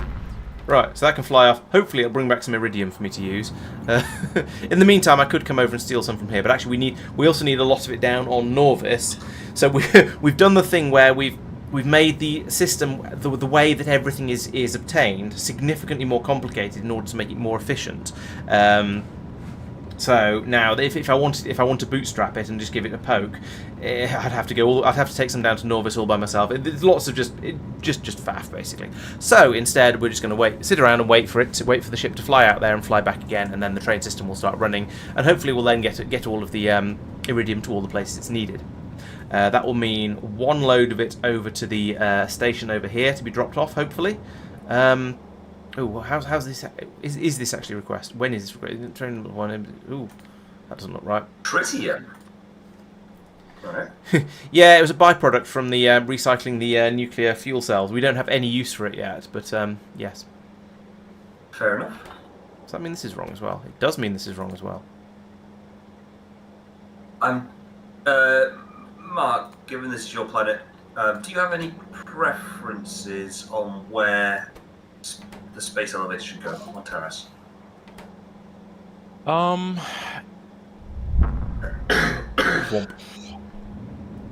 Yes and no. Basically, I tend to do it on the 00 marker. Interesting. The Agnair ship is stalled as well. I mean, that's But- nominally doable. Yeah, but I don't care if you want to do it closer, then that's fine as well. But it would give you space to, to reorganize everything and belt the resources in. because no True. trains here. I've noticed there are no trains, and I'm just thinking about how I want to deal with that. In terms of, obviously you're going to need some trains. Yeah, Tempted to just stick it. feel free. Thank you. Oh, I hate cliffs. I've just seen how many of them there are. I hate them with a passion. There's a reason cliff explosives are such a must-have. Mark, There are some on the planet. Excellent. Thank you. Yes. the Agnea spaceship is not leaving either, and I can't remember how these things work well enough to have sorted out. So, from Orbit. From Norbit, yes. Here. I'm thinking here. This one does not have full warehouses. Yes, but it doesn't have enough elevator cables. Oh, okay, so it's waiting until it's actually got enough of It's stuff. waiting in to order fulfill all the requests. Right, okay, that makes sense. So that's why you see basically what's missing. You see on the inserters here. Gotcha. Okay. Yeah. Okay, that makes sense. So we're waiting for two more pieces of elevator cable and No, No, for 1,000 wrong way around. elevator cables. 1,000 elevator. 630 from 6. Oh yeah, here we go. This one. The output of the input of this one seems to be Yeah. the what You we're have looking for. two, but you want 1,000. 1,000. Yep, that makes sense. Okay, so again, this is yet another thing that's waiting for Mike.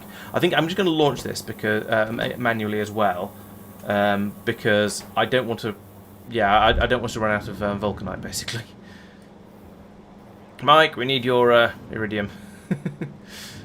Yeah, don't worry. I'm just doing some calculations. Don't mind me. Yes, Ed. What Peter says is correct. You have to make a ship that can go very, very fast for a long time, and that gets you the spaceship victory. There is also an archaeology victory, which I sometimes refer to as the Indiana Jones victory condition, and that requires you to go off and solve a puzzle, which involves finding things all over the universe and then thinking very hard. And beyond that, we don't know, and because none of us have done it before, and we don't want any spoilers, so we're going to find out when we get there. And it will be exciting and interesting and weird. Don't mind me. Don't mind me. I think I do mind you. I mean, yeah. Hang on, Mike, what was it you were complaining about earlier? Laurence. What was your question again? No, it wasn't. You were complaining about It's the Tristan. research. It's the research doing the chimes. Yep. There we go. I've needed to work out where to put a space elevator, so that was tactical thinking. It's fine. How have we discovered a new planet orbit, Taros? Oh, Mike has only just gone to Taros orbit. Okay. That's the first time we've been to orbit, presumably. Okay, so my plans have been put on hold a little bit because due to the lack of iridium and holmium. I believe I was going to say finding people who you actually want to play with it probably can be quite tricky. I mean, we tried that and we got stuck with Mike. But in theory, yes, if you can find a group of people to play with, it is a lot of fun. You could try asking on the Discord servers for the space exploration or for Factorio and see if there's anyone there who wants to play. Also, we are going to be having an open multiplayer, a multiplayer session that is open to any of the channel supporters on the 27th, which is next Sunday, where we won't be playing space exploration, but we will be playing Warptorio. And so anyone who's a supporter of the channel is welcome to come along and join us for that. Tristan, do you mind if I redesign the elevator station for water? Because we are definitely not bringing it in via train, right? Yes, we are bringing it up by train. Yeah, but we are basically this part here is not needed. Is it not? It's not filling up. Oh. Fast enough, No, it's not. So okay, I'm want to add some tanks here to buffer it. While yeah, it's away. that's fair. Yes, I can indeed design. So there are a couple of things I can do at this point while I'm waiting for other resources to arrive. I can either design the spaceship down here that will go out to the for the asteroid to get the asteroid data, or I can design the other side parts over here. And I think yes, I agree with you, Peter. I think designing the spaceship is the next thing I want to do. This is probably only going to need to be relatively small. If I put the first one in down here, then that'll mean Tristan can put the second one in up here, and they'll be reasonably close together. We can reasonably close to where the probes are being made, so it won't be too much of a bot flight to get them across. We could also even go in then and pull up some of the fiddle with the roboports in such a way that we don't ship stuff around by logistics bot. We'll make our own little self-contained robo network down here. That could be quite good.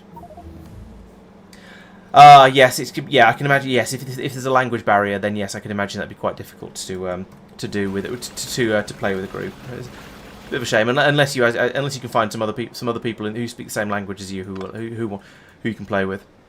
Right, so let's start designing a spaceship. So, firstly, I'll put down some spaceship floor like that. Oh, come on. Do as you're told. Don't just put down a tiny chunk of it. Put down a... There we go, that'll do. Okay, Peter. Well, thanks for joining, and we'll catch you next time. Yes, thank you. See you then. Yeah, I have to admit, I'm probably fairly heavy on the puns. So if there's anything, if my joke, if they go over your head, then you're probably lucky, to be honest. But also some apologies. So let's see. Just out of curiosity, Marc, how many engines have you been putting on your spaceships? I can't look very easily at the moment because I'm in the... Actually, no, I could just come out of the blueprint editor and stop being so lazy. Oh.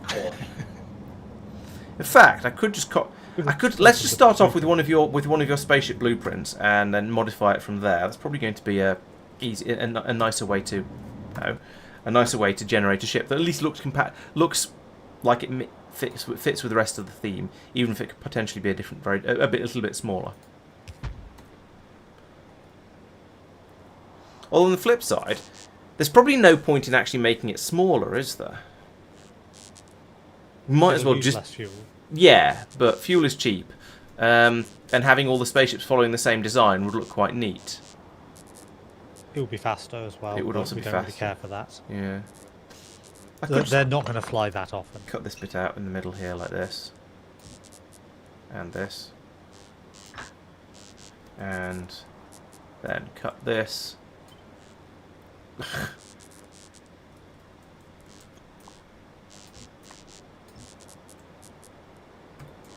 Put it on the top of here like that. Boom. And now, of course, there's no spaceship scaffolding underneath, spaceship flooring underneath any of that because of the way I copied and pasted.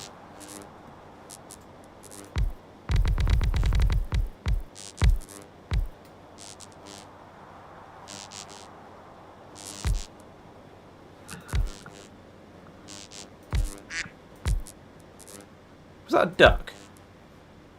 Something just went quack, and I don't know why. What? I don't know, I was building a spaceship and suddenly something went quack. Are you sure you haven't gone quackers? I'm fairly sure I probably have. Fair enough. I don't know why these spaceships quack. It's making a buzzing noise, but that's because the accumulators are charging up. That's expected and understood. But the quack noise came as a bit of a surprise to me. Fair enough. Right, so we're not... Yes. I obviously wasn't paying enough attention. Oh. Get rid of that. Right, so there we go. There's a miniature Marc style ship. Copy that, including the tiles. And then I can put it in down. Ooh. Get back on there. Back on your box. There we go. Put this in down here. So... Yeah, I think I want to put these next to the next to where the probes are made. Why are you not wanting to put it there? Oh, because there's no flooring yet. That's fine. I want to have these next to where the probes and things are made, so we can get them loaded in quickly and easily. Because the probes are rather expensive. I think I will actually use logistics bots for this, even though it's a horrible thing to do, because they're going to be so because they're such expensive items. So put one there, and then one over here for Tristan as well because I'm helpful. And then he'll come along and tell me he hates the design, and wishes I hadn't made one for him, but never mind.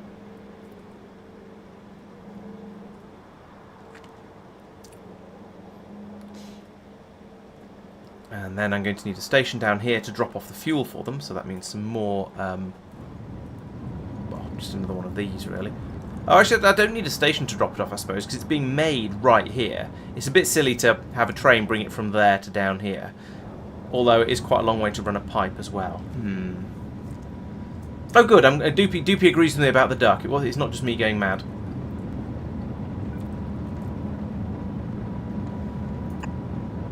You say going mad as though it's sort of a thing that's taking you by surprise? I'm going slightly mad.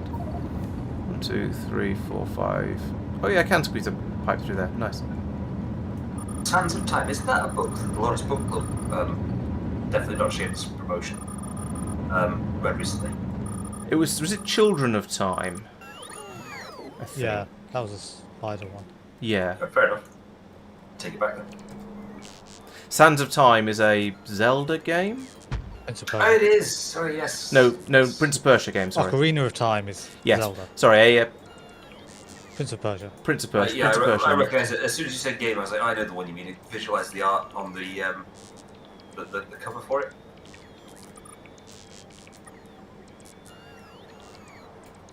So again, but better. So, no, talking to myself. Right, fair enough. And there as well. Right, so we can now continue to bring this pipe down. Pipe down. Oh, no. Don't need that much scaffolding. Oh. Oh. Did need that to have much, whatever was the other thing I was doing. Yeah, I do put that there, actually. Okay. Did I put down enough? Maybe not. There we go. Right, anyway. Let's try not to control Z things I didn't want to control. Oh, for goodness sake. Smaller. There we go. And then down here, actually I'll bring it over below the spaceships, because then I can bring it up to where the spaceships are actually going to be. Where I actually need to put it into the spaceships, rather. So I have that. And have that piped in there. And then over here we're going to need the other side of the underground pipe will be about here. We'll have a pump, and then that. Same over here. Other side of the underground pipe will be about there. Pump. There we go. So that'll be the pipe work for the ships. For fueling the ships specifically. The rest of it, I guess we'll have a logistics chest and an inserter on that side. Same on this side. And then we'll have an output over here that will bring the data cards out. They can come down to here and go across to a station that'll be somewhere out this way. And then the same here. They'll come down here and like this, I suppose. And then we'll, squeeze a couple of stations in over here. Right. Oh yeah, there's a pylon in the way there. You're quite right. Let's get rid of that. And now we've got all the flooring, I can finish off trying to build these ships like that. There we go. Up here, pipework. Just reaches. I feel that was quite fortuitous. And over here we can have some put in some long pipes. Is it 5 there? Yeah, that's going to be 3. Then this one will have to have a single piece. With this one, like that. And then I can start playing with 15s because it's a long way to go.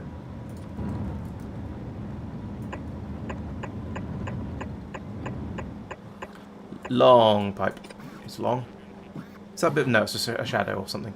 That looks like it could at least probably be a 9, maybe a 7. No, 9. Oh, there's an empty space there. It was a hole in the universe. So let's put that in there.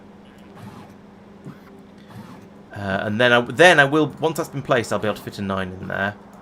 And then I have to put in an underground there. That. Carry on with the pipe. Oh, no, there.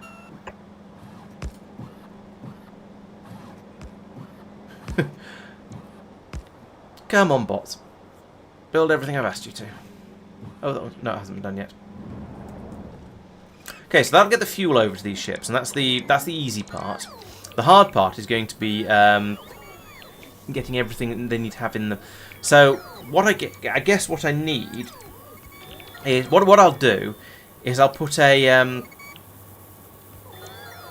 yeah, if I hook up this warehouse to a constant combinator down here with a negative number on it.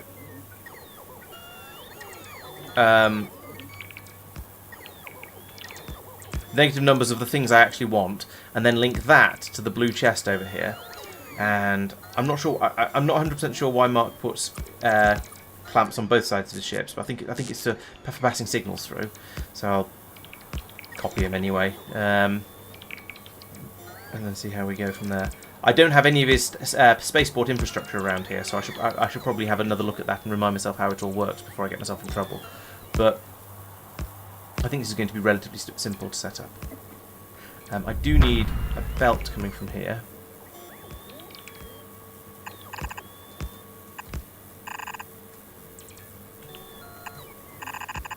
Down. Not like that.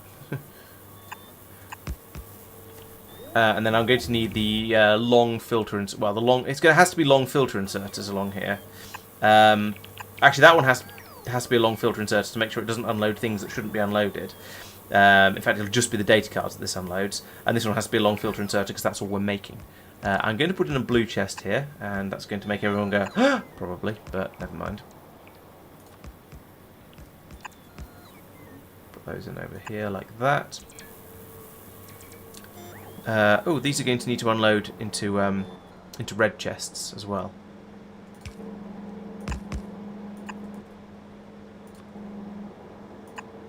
Like that. I'll set up numbers on those at some point. Ooh, thinking of setting up numbers on things, while I was doing this up here, I forgot to set this to I forgot to limit this, so we might have ended up with an infinite number of the space rocket silo things. So let's link that up there, and then over here I want to tell it to stop making these things when there's 2 of them. To be honest, we're going to need like 3 in total for the entire game, so I'll tell that to not stockpile more than 2 of them. 3 in total, so that's one for getting asteroid data, 1 for getting the solar data, and then 1 for launching space probes from here to get the space data that we need for the rocket information that we're getting from launching things from the ground at the moment, which is again inefficient, and we want to get around that as and when we can.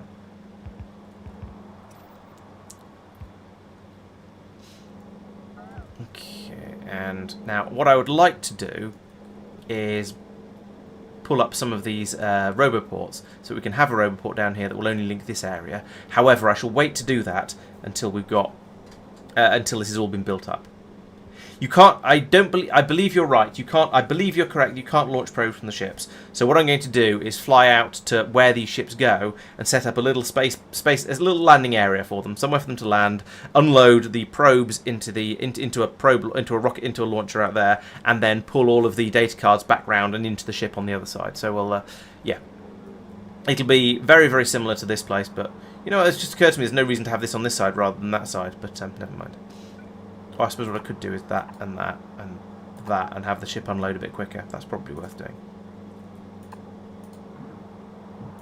There we go.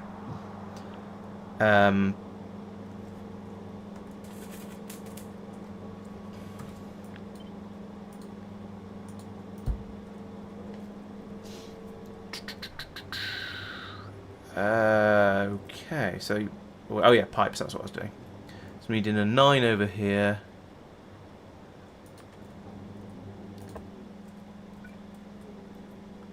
And then 15, that's pretty good. Underground. That's for 3.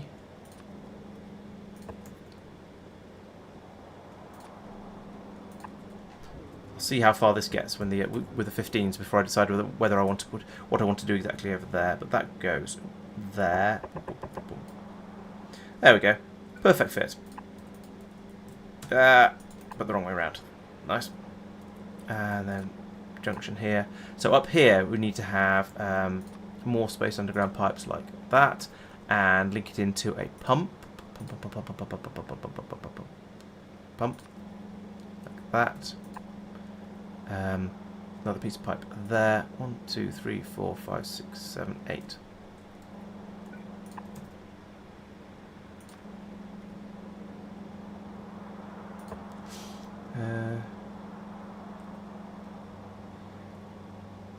So yeah, you have a choice with the space sciences. You can either go wide or deep, essentially. So you can either decide, yes, I want to do all of the Astro first because I like the idea of spaceships, or you can go, I want to start off by doing each one of them in all the tier 1, then all the tier 2s, and all tier 3s, tier 4s. It doesn't really matter which way round you do it, but it'll affect how it goes. Right? You'll typically find that it's probably, after you've done the first Astro, it will be easier to do the second Astro than to do the first energy, because you'll already have a lot of the stuff you need for it and got into the habit and learned how it works. But on the flip side, you get a lot of useful tech from doing the tier 1s of each of the things. Do you want me to sort of talk about what tech we got with each of the researches, to give you a bit of an idea from that, or would you rather have a look at the options yourself and try and work out what you think how you'd like to do it yourself? Because making those sort of decisions is one of the big decisions you have to make in this game. So I don't want to take it away from you if you'd rather make things up yourself, or rather work out what you want to do yourself. Do we have any pickup stations? We do not have any pickup stations apart from the fluid ones.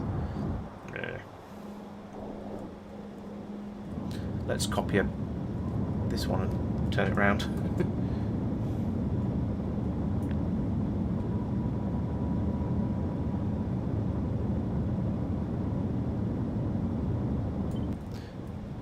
Including tiles, but not train stop names or train fuel.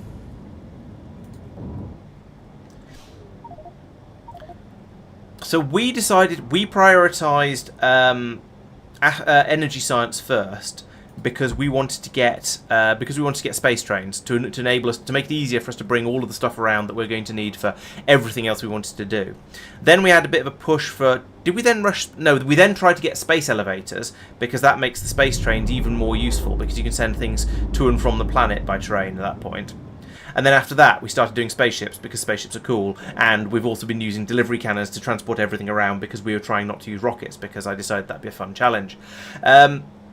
If you have a happy setup of cargo rockets already, then you might not feel the need to prioritize your spaceships quite as highly.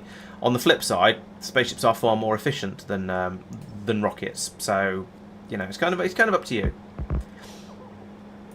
I would say probably look. There's no point in doing space elevators if you haven't got spaceships. Space trains. You need space trains to take advantage of space elevators, I think. Oh, hang on. Yes, you do. But other than that, it's very much up to you. And one of the things you can do is just look through all the texts and see what you fancy. But the problem with that is there's so much stuff in there that you'll probably feel a bit overwhelmed. You won't know what a lot of the things do.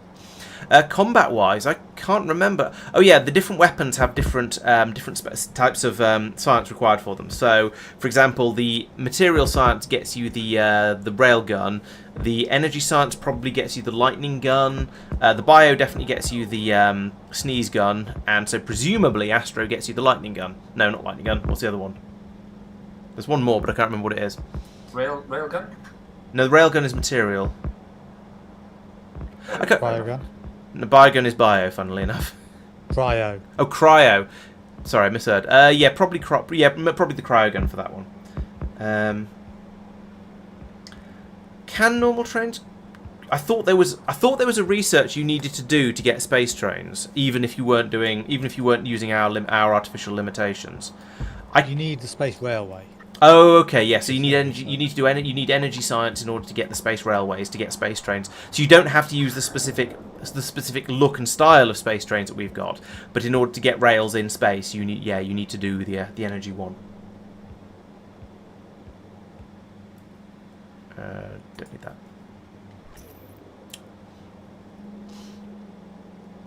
Okay. Okay. Here's the good batteries. So we need to feed them in on the input belt, which is this one. And then this is for the dead batteries, which is going in the wrong direction at the moment. So let's bring that back out from there.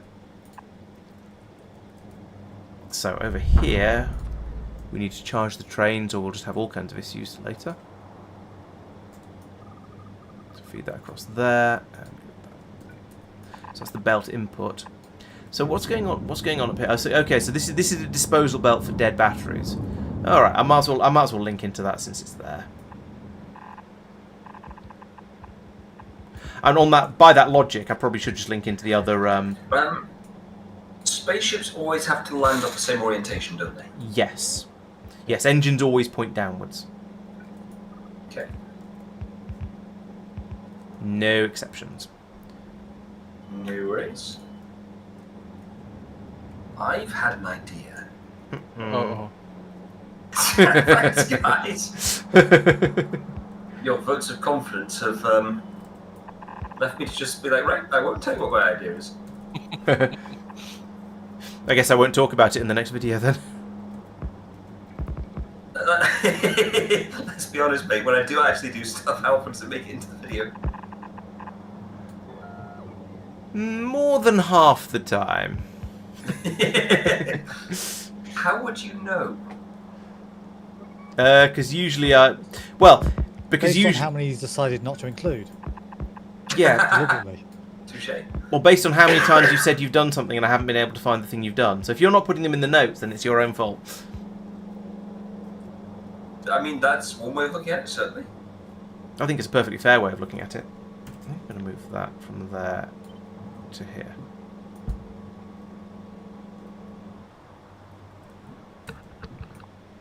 I just hope Laurence won't find this part I'm currently doing for the video. Is it that bad? Yep. Oh dear. Don't worry, mate. The odds of Laurence spotting it are quite slim. I know. So much abuse. But all thoroughly deserved, don't you worry. Mark, how are you assigning Yes. clamp numbers? Do you have a list? And I should add, because I need to put in some clamps for these spaceships, and I want to give them appropriate numbers so that I get the correct spaceships landing in the correct place. Yes, for the main spaceport, we're just counting up in tens. So we're currently at 60, the next one would be 70, but I would like to reserve that for the regular ones. Okay, should I start with a completely different number scheme then? Since we've got 1, 2, 3, 4, 5, 6, 7, 8. So we've got the numbers Something going. in 5. Yeah, something. Yeah, I could put in 11 and 12, or I could put in 1,000 and 1,001, or whatever you want. Yeah, really. something like that. Yeah, start at 1,000 and just use the first 1,001, 2,000. Okay. And are you using the same number for the clamps on both sides? No, we're just caring about the left clamp. Just the left clamp. That is the clamp on the left-facing clamp, or the clamp on the left side of the ship, presumably. Left side of the ship, yeah. Okay. So these are the ones that are configured here. Oh yeah, I see. Yes. Yeah. So that'll be a 1. Yes, it is. So this will be a. It says 2 at the moment, but actually we'd like that to be 1,000, and we'll make this one 1,001. Nice. Okay, thank you. Alright, so we know where we need to land. You're going to be going to 1,001. Of course, this means when you mouse over the box, it just says 1K. Maybe I should make it gone for 1,000 and 2,000. Nope, not that. Not you. I want to change you to 1,000 as well.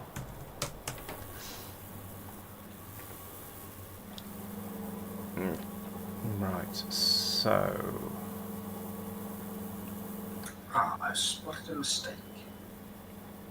Dun dun dun. So over here, we'll get the signal coming out of the spaceship on the green cable. We negate that, and then feed it into that thing. Pass up to there. So this is what we want to have. This. If I put negative, yeah, if I put a negative number on here, and add on the positive number that's in here, then that'll mean we'll have the negative signal of what we still want coming out of here, and so then this will send that over to, yeah, that works nicely. So we want to say we would like to have 10 of those probes. Are they in science, I hope? Yes, 10 asteroid belt probes. So I put in a -10 there, and we'll need 10 probe rockets to deal with them. Probe rocket.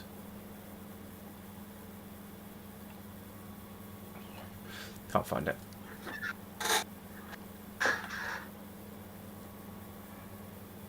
Oh, yes, you're right. Thank you. Yes, I'll fix that in a moment. Thank you for pointing that out. Space probe rocket, -10. Yes, you're quite right. In fact, all of this, including that chest, should all be one more square out. Thank you. That will work a lot better like that. In fact, thank you thank you, much appreciated. So that's connected. That's there now. If I bring this from here to here, that is the correct place, isn't it? Yes, that's wire pass through. Good. And then I just want to multiply everything by -1 and output that same thing. So the theory is, the ship turns up here. It goes, I don't have any probes. I don't have any rockets. And this will go, okay, well, send that out to here. This will feed this signal from here into this blue chest, and it will then request those from here and here. Oh, we need another one of these here, like that. They'll be flown over by bots. It's over that sort of really short distance, so I don't feel too bad about doing this by bots because these are such small numbers of things. Then along here, these all just need to be set up to only pass through the appropriate cards, which is this one, asteroid belt probe data. Yes. No, not you. Not you. You're not supposed to have that. You, I will just blacklist. So that'll pass everything through that goes into the chest. They'll all pour onto here, go down the belt, go into the station over here. We then fill up a train with them. We can take it off all the way over here. Do you think I should? I'll just run a long belt for this, to be quite honest. That's so close. There's no point in having a station in here. We'll use the station can be for Tristan's. I'll leave the station for him. Do you have an appropriate name? Yes, you do. Good. So yeah, remove a chunk of that in the middle of here and here, and then we'll bring this belt. Somehow I need to get this over into this area over here. You know what I should have done actually is I should have swapped over which ship was doing which, but I already had my brain. So in fact, let's do that anyway because I've got this belt coming down the bottom here anyway, so that's going to be much easier. So I'll put this one back in again. This can be Tristan's. I'll come up here. The amusing thing, it's a comparable distance to mine. It's just yours has railway in the way. Yeah, true. It's not that much further, is it? Well, I'll let you decide if you want to use the train that I've half set up for you or not. Okay.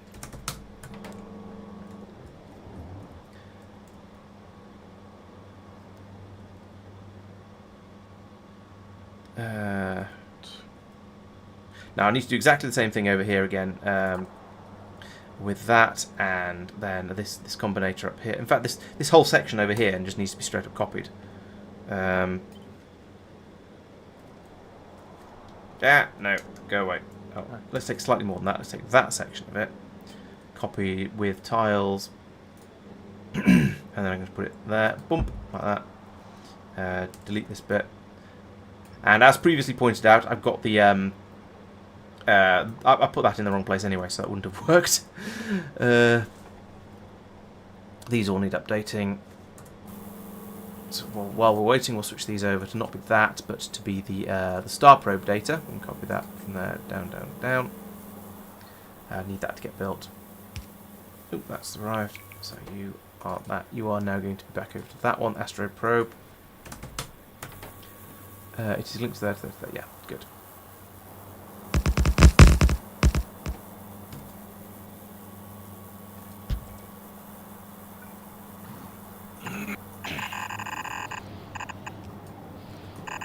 Right, and then this comes all the way over here, and I've run out of scaffolding, so bring a belt over.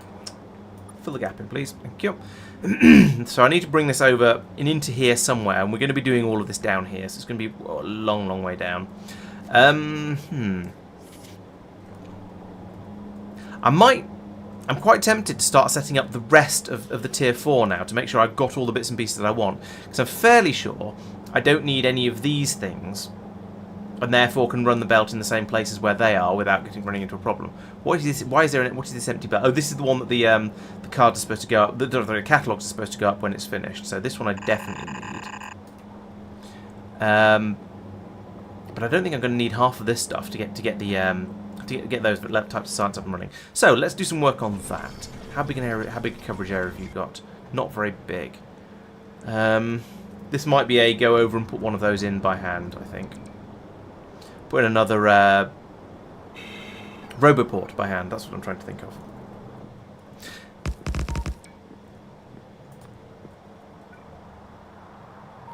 No.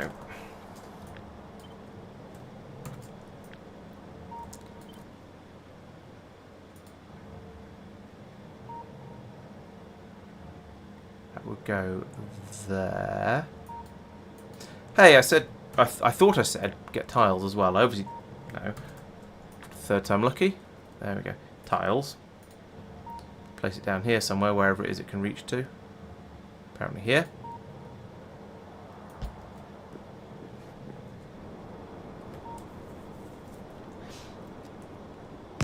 There's a reasonable chance I got the combinator settings wrong. I shall have to check that in a moment. Because I was doing it, but was going back and forth a bit with those.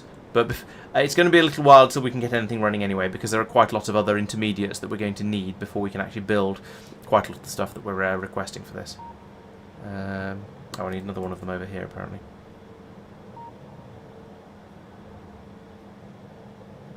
The first Bio 3s are on its way. Ooh. Oh.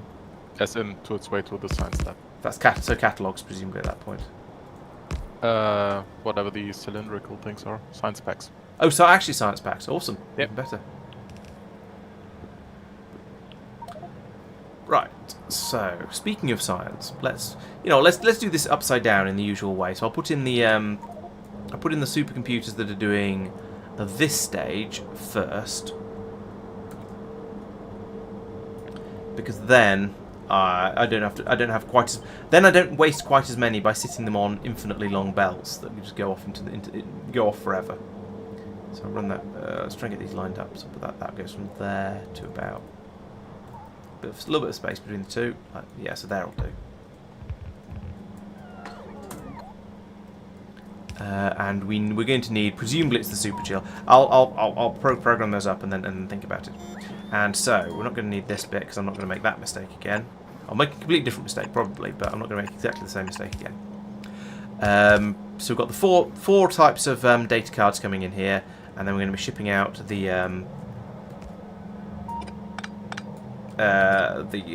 catalogs here. So we have underground goes there.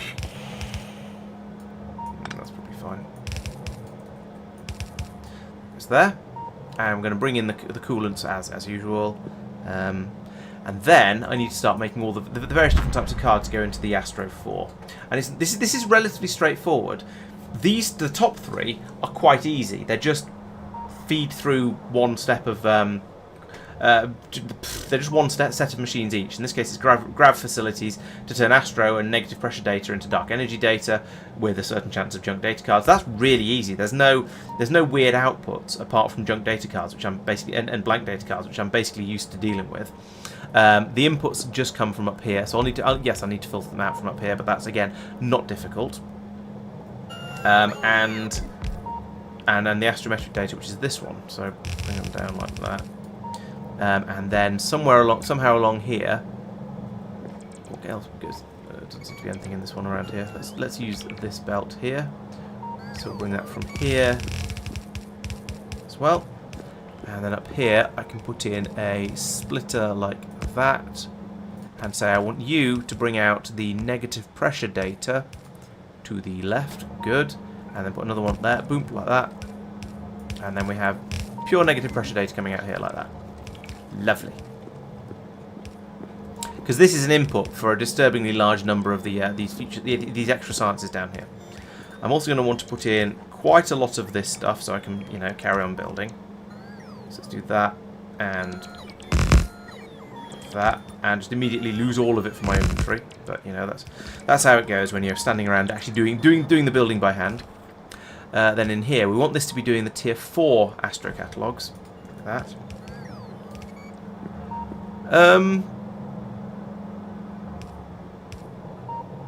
No, I don't need to, because this one they'll all, but the stuff that's going up this way as before will go through the bottom side of this splitter, and then up here we've got the just the negative pressure data coming out here. There's a couple of wasted cards up here, but I don't care about that. Yeah, I could have done it. I could have done it. There are multiple ways to skin a cat, but that was that felt like the easiest way to do it. So I just copied across all of those. So we've got the super chill coming in down here. Let's bring that pipe out like this to wherever super chill comes from, which is up here. And that looks like a 9 to me. I don't have any of the long pipes in my pockets. I have a load of sulfur in my pocket, so that's a bit pointless. I was probably sort of just getting started on tidying up some stuff on Agnea and ended up with a load of sulfur leftover sulfur in my pockets, which is a little bit silly. Right, and the warm comes out here, so we'll bring this across like that to there. Looks like about, I don't know what that looks like. Bring the pipe round, boom, boom, boom, boom, there. 1, 2, 3, 4. It's a 4, so that means a 3 and a 1. And you know what? If I'm being stingy with or whatever with pipes, let's put in a 3 there as well, like that. Okay, so that's the coolants. So now we just need all of the data cards to come in here. So looking at this again, what do we see? We see dark energy data, which is Astro and negative pressure. So that's both of those coming in grav facilities, which we have a supply of. I can't do much until this is built up a little bit more. So let's go off and look at other things. So someone was asking if I'd programmed this up correctly. We've got, so those all say solar, those all say Astro. That down there, yeah, that needs to be tweaked because that one does not say Astro. Asteroid belt data, so we want one of that probe, sorry, so we want that like that. We'll get the right stuff out there, flows down here. There's a piece of belt missing on the corner because corners are difficult. And then over here we can bring this. Oh yes, I was trying to decide where to bring this in, wasn't I? So let's have another look in FNEI. Now we can see in here, so that didn't need anything special. That needs particle streams, so that's going to be another station down here, but that's straightforward. And that's just negative pressure data and thermofluid, so that's really easy. So yeah, none of these belts around here, none of these extra belts are actually being used anymore. So I can just run this. I can run this belt in basically anywhere I want. And just feed it down as any of these. Yeah, probably instead of these beryllium plates here, for example, or these mirrors. Let's do that. Let's swap it for the mirrors. I think I'm not sure why, but it just seems like a suitable thing to do. They can then run down here. We're not using the mirrors anymore, so they can feed them in there as part of. So we've got those science pack cards as well, data cards as well, down to here. So that'll be fed in like this, and then let's say. Well, the belt is going to come down here because I said so. Like this. You know what? Let's tighten this up a little bit. Actually, let's not. Put that there. There we go. Yeah, it looks like I've added in an extra nudge outwards here, an extra tab on my columns, if you will. But as I say, I don't think any of this matters, because the only things I need that are coming from above are these two data cards. And that's actually it, I think, which is quite impressive. So, the next thing is the grav facility, which is going to be in here, that one. These don't seem to take too many different inputs, so let's just put that there. Wait, one more, there we go. And we're going to bring in a couple of different types of memory cards, basically both of these. In fact, you know what I should do at this point? I should link these two up together so they're on Oh no, they don't all require both of these. That's fine. Yeah, the grav facilities do look really cool. They were one of the ones that was redesigned for 0.6. So in 0.5 they were a reskin of, I forget. Oh yeah, they were the orreries, but with a different colour on them. These things, the Astro facilities, but in blue or purple or something. Did I not do that? I thought I set these to 4. Yeah, I've set all these to 4 already.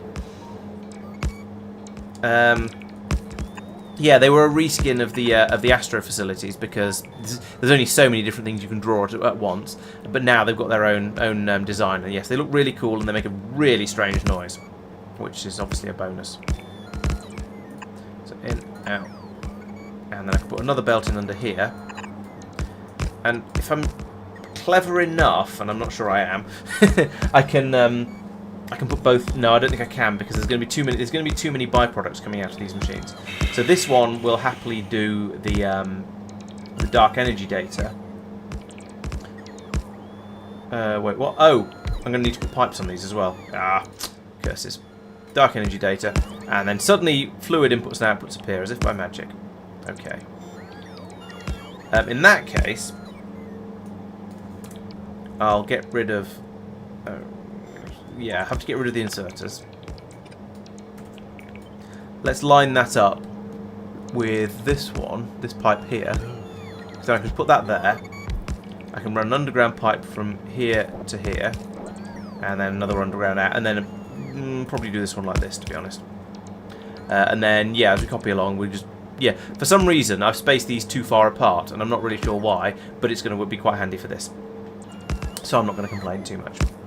So load, unload, let's be neat. There we go. Load and unload. I need a single piece of pipe in there to plug that hole. And then I can just copy this a bajillion times to see for as many of them as I need. Let's start off with 4. Like that. Oh, stupid thing. I ended up moving, yeah, I ended up standing on a conveyor belt to move slightly further than I expected to. There we go. We'll let the main bots build do the rest of it. So now I also need to split these off. So we'll have a splitometron there, like that, feeding through there, and same down here, like that. Okay, so that's one of my data cards done. What's next? What's the next one? So after the dark energy, we have micro black holes, which is the particle stream one. I'll come back to that one, I think, because it's the more complicated one. Then we have negative pressure data. Oh, and it outputs cool thermofluid. That's weird and extremely unhelpful. Hopefully my system... I think my system is... Oh, I need to put these in. Hopefully my thermofluid cooling system is smart enough to deal with whatever comes its way. This is actually a little bit annoying. If I'd done this the other way up, but then I wouldn't have been able to link into this one. But if I'd done it the other way up, I'd have been able to use the same pipes for both. But never mind, it doesn't matter. Does the other one require coolant as well? Not you. This one. No, this one doesn't even require coolant. Okay, so we'll just start again. Do exactly the same thing all over again. And this time it's a laser facility. Laser facility. Don't want to build it by hand. Laser facility. Give me a laser facility. Put that in there. We're going to need to run a pipe along top of it and a belt along top of it. We're going to need a little bit of room for doing belt shenanigans along here, because this is going to output data cards and darker data and junk data cards. This one, hang on a minute. I could just pull them out at the same time, actually, come to think of it. Probably. Oh no, I need to feed back the negative pressure data. Oh, that's unhelpful. There's another quack. We've still got the ducks.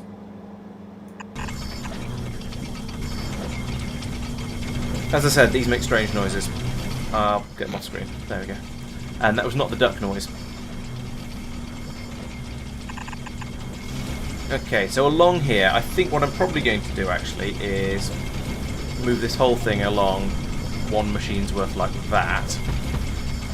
Because then I've got room to do a little bit of sorting along here. So first things first, the negative pressure data that's coming from here needs to be fed down and back in as a priority.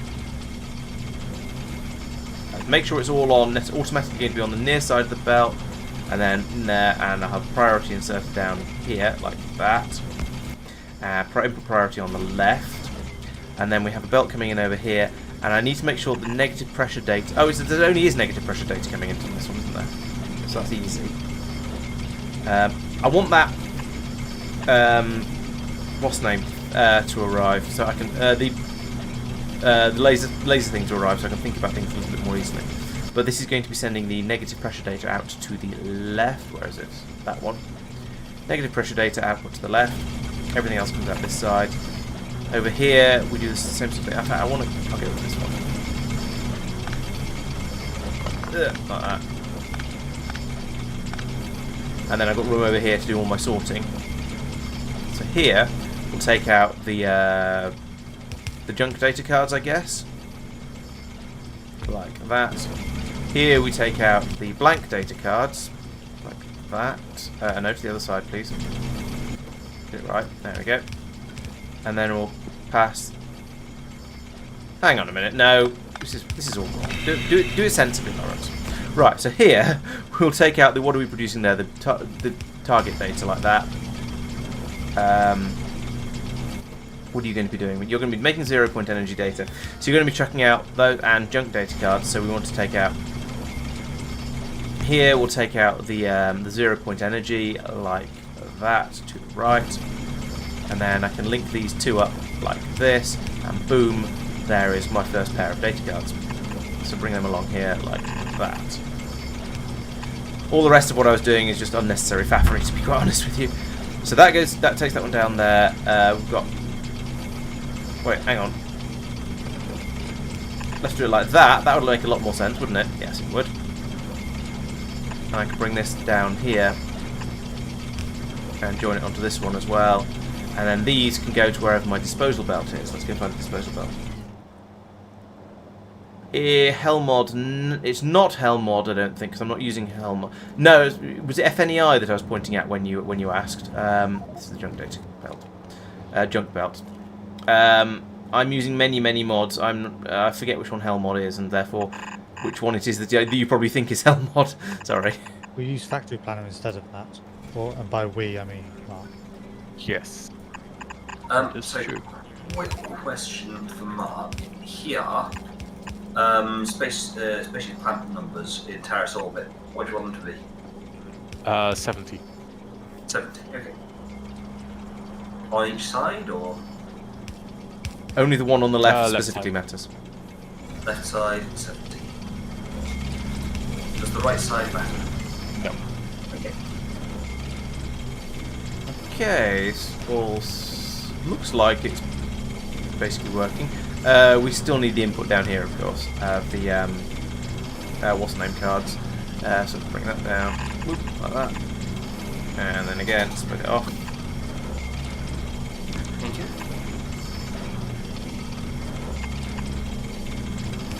Like, I'm a bit afraid that when you launch the ship, it will crash into the elevator because you're pointing straight at it. Yep. That is because I know Laurence isn't flying, and therefore I am confident that it's got the physical maneuvers in the 3D space. Okay. Yeah, I'm hoping that 3D vectors are something this game can support. It's a notoriously flat game. Yeah, that does look a little. I mean, yes, but it still looks wrong, even if you're aware of 3 dimensions. I like the idea that there's a possibility you might not be aware of 3 dimensions. You Set wouldn't put it past you. What? Set filters?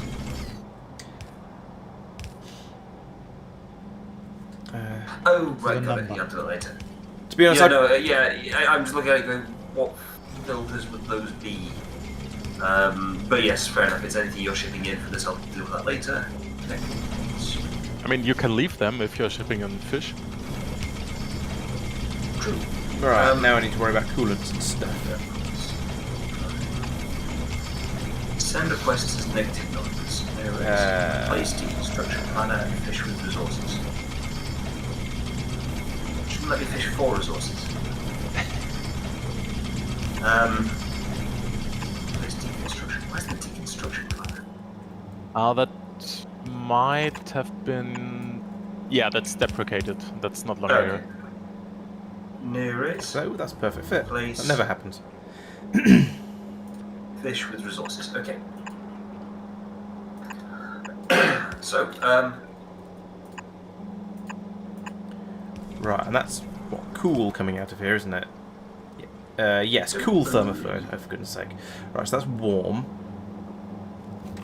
Up here somewhere, that's also warm. That's cold. That's cool. Up here, all the way up here. Blimey. I have a feeling this is going to be difficult. Especially as already it's gone wrong. So let's put that there. Remove that. Swap for that. Let's put in a 15 in here and see where it fits. So I'll put that there. Then I can hook that up to there like that, and that reaches, and there and there. I'm slightly worried that I might have used this lane for something else. Although so far, no, so far so good. I mean, it's been used for pipe wrangling a little bit, so I'm going to need to use fiddly bits like this and some undergrounds. But so far, I've not found anything else that's been actually put in the same lane. So this is so far actually okay. I might have followed my own rules. Oop, and there's another one. It's the same sort of thing. Again, something squeezing through, having some with a break off at that point, but not actually breaking the rules. No, not that. There.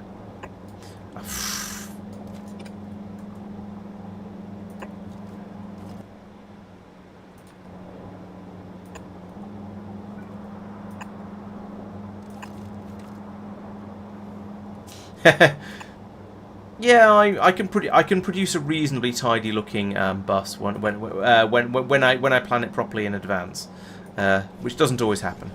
But yeah, it's not too bad. I'm not Colin Furs though. I've never been a plumber. Oh, here we've run into a problem though, so I'm going to have to break all of the rules.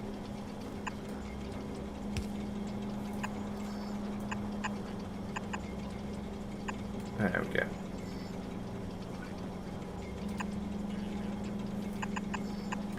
Right, once all that gets built, we will have all of the appropriate coolants as this is down here, and I can now make some more of this. Right. Oh. This. Lovely and self-contained. Oh dear, wait, this needs to be rotated like that because of the. Yeah, you need to rotate every other one, otherwise you get the coolants linking up badly on the sides like this. And whilst technically everything will still work and the bots will be able to place stuff, you're going to run into a problem later because you've mixed your fluid networks, and then it just makes headaches. Oh yeah, inserters would be a good idea, wouldn't they? Thank you for pointing that one out. Amazing how much how ineffective these machines are if you don't put the things into them that they require to run. There we go. How are you getting on with providing a nice ready supply of iridium, Mike? Is it starting to show up yet? I could just look for that myself, couldn't I, really? I mean, right now I'm happily looking at the cable usage, just getting the Terras space elevator operational. Okay. Oh yeah, there is some being passed through. We've got 20% of a spaceship so far. Oh dear, this is going to take a long time. Vulcanite has run out again in terms of blocks. Is the train? You've got 100,000 of it up in space, so your train isn't bringing it down in sufficient quantities. Yeah, it's because it's the problem with using the wretched. Let's do that. Let's do that. Gonna set a.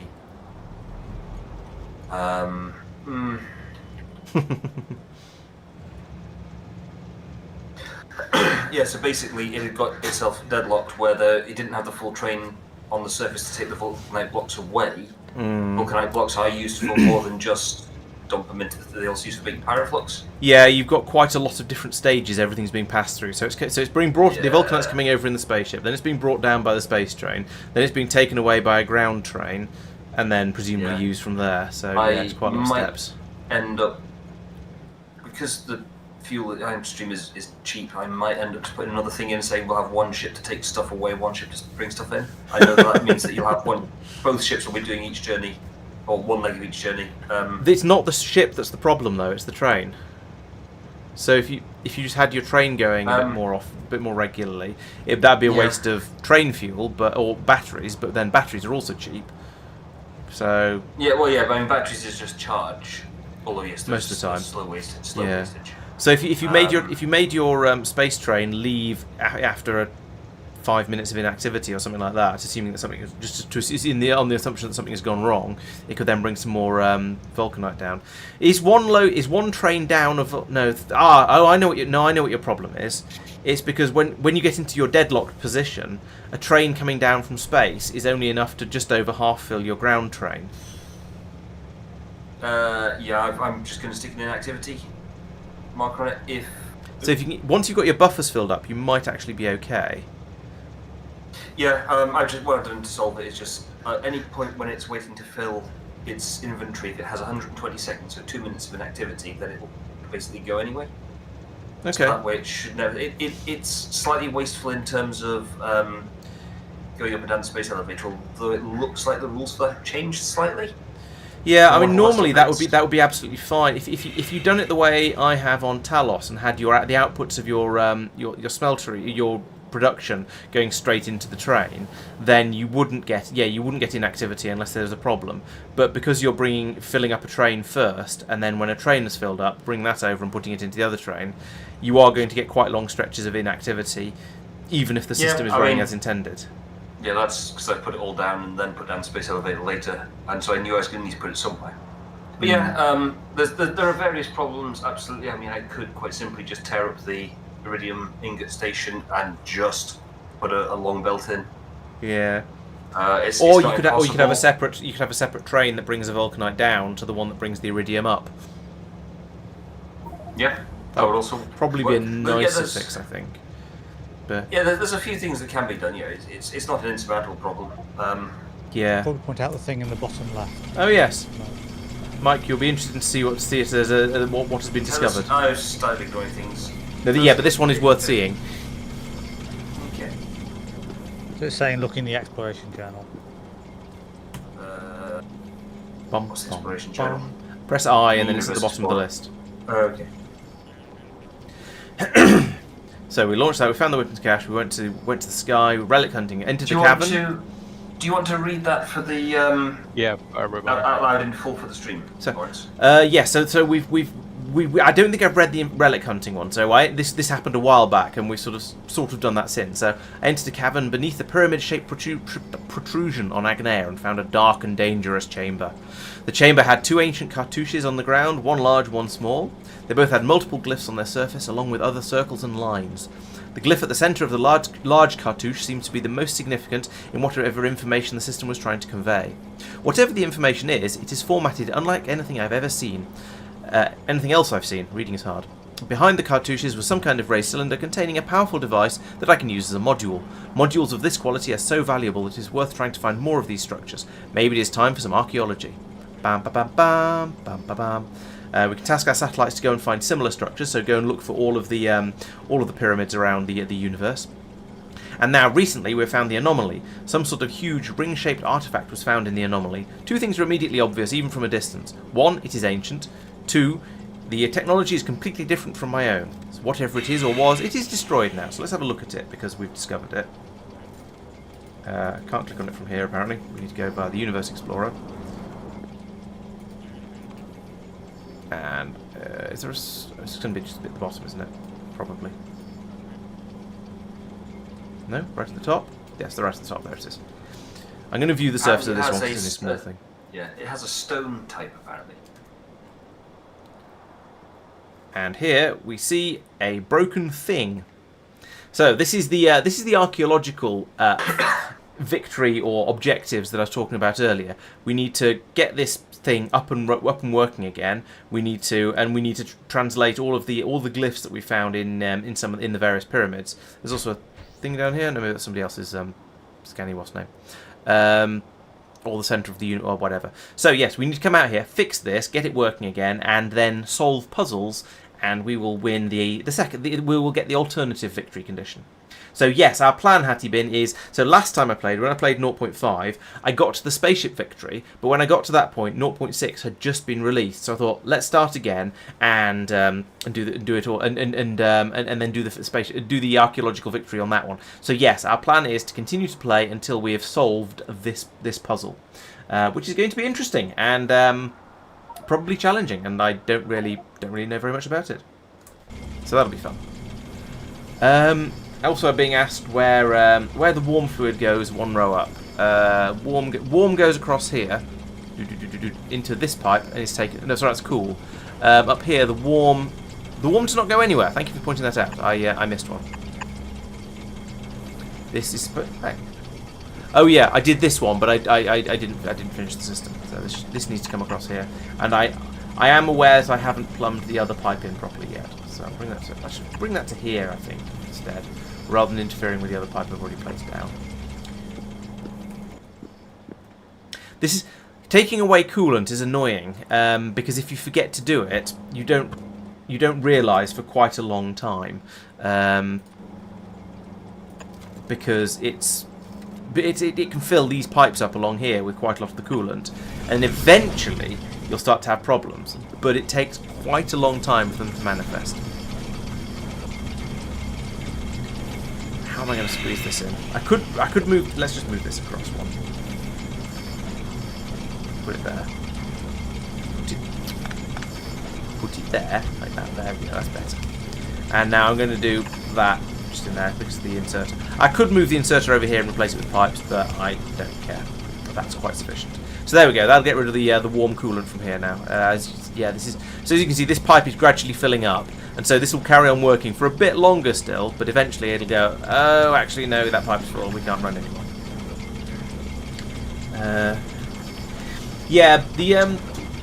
It is going to be very unknown. Apparently it's quite a difficult challenge from what I've heard, but I've very carefully not looked into it at all beyond knowing it's a thing, it's the archaeological victory, etc., etc. So I'm looking forward to finding out what it's all about, but it's definitely going to be a while till we actually get there. Yeah, okay, so Hattie Bin agrees it's apparently difficult. Not getting enough plasma. Well, the trick of if you're not getting enough plasma, you need something like this. There we go. This is how we get enough plasma for our science. Yeah, we might have got slightly carried away, but we need a lot of it for producing fuel for spaceships and other types of clouds as well. Yeah, one machine making it won't be enough. Even over here where we're doing the basic sciences, we've got this tower all the way up here with lots of machines that are running at 2.5 times speed, and there's quite a big tower of them. And are they all running? No, I don't think they are all running, but sometimes we have some heavy demand. We seem to have enough of the red science cylinders at the moment though, so maybe we're not using them at the moment, or maybe we've just filled the train up with them. Who knows? Okay, so that's two out of the 4 done and up and running nicely now, and they're building up a nice little buffer of themselves over here. And we need I ran out of scaffolding for that one. Right. Yeah, that's always the way. There's always, especially when you're playing on your own, you spend a lot of time just sort of refactoring things and building up supplies of things because you need so much more other stuff to be made. And you can't ask somebody else to go off and build something for you because there is nobody else. You're all on your own. Right. So what do we need here? We need particle colliders and particle stream. So let's put down some particle colliders.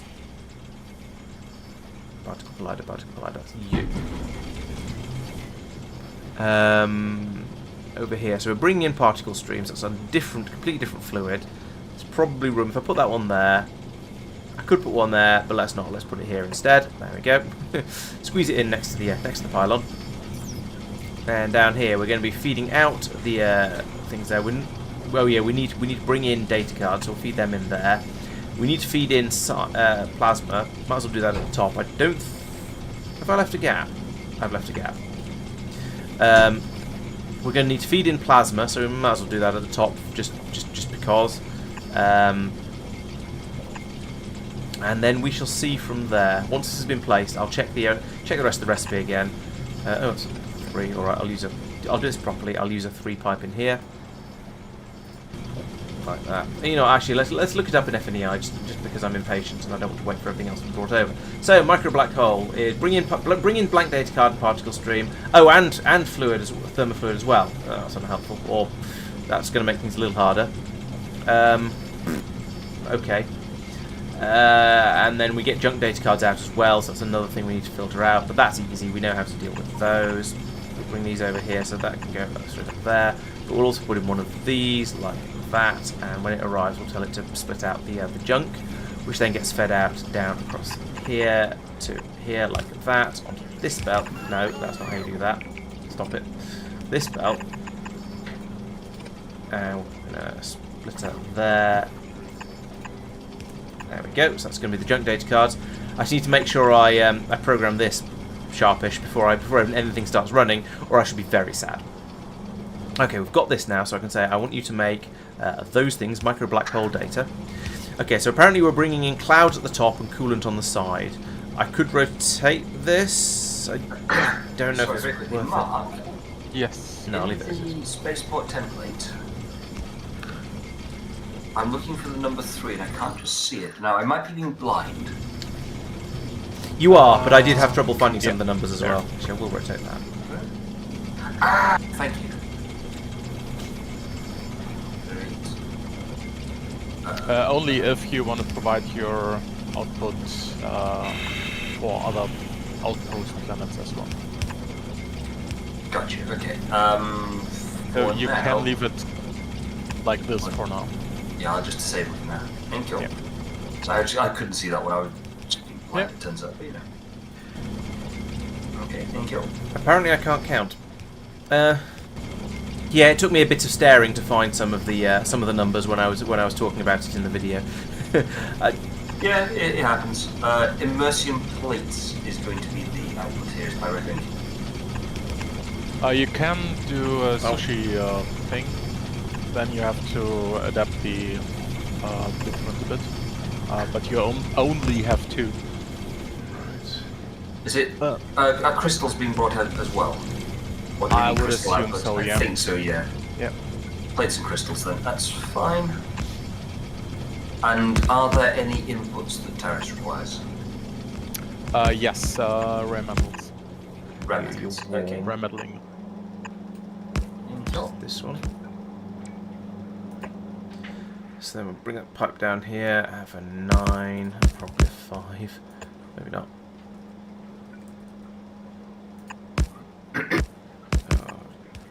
I'm starting to be slightly lazier with my pipes, but I'm pretty sure this is the very final thing that I'm going to be building in this area. Playing space exploration on your own isn't too bad. I mean, it's perfectly doable as long as you're patient and you're aware that you are getting yourself in for a long game. But as long as you're happy with that, then you can do it on your own. Are you playing it with Krastorio² or just straight up space exploration? Because I did complete space exploration all on my own, and yes, it did take me a long time to do it. But I was out having fun, so I didn't mind.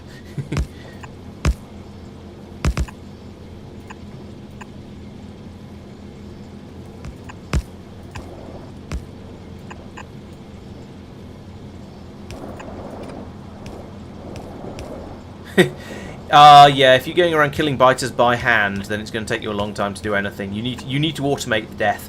Factorio is a game about automation. You need to automate absolutely everything, including killing your enemies. Yeah, you do get some fantastic tools for that later on. When you you should look forward to getting the glaive beam. Okay, yeah, playing space exploration, just space exploration, I say, as if that makes it just a mere tiny little thing. It's not. It's still quite a lot of it. But just space exploration is certainly manageable on your own. But it will take a while. It's just a big game. That's all. Most of the Factorio big conversions tend to be pretty big. I guess it's just because people feel that if you're going to be doing a thing, you might as well do lots and lots of thing. You don't want it to finish too soon because then you'll have to go off and find something else to play. Right, I need a plasma drop-off down here. So, no, not plasma, pink clouds, whichever one that is.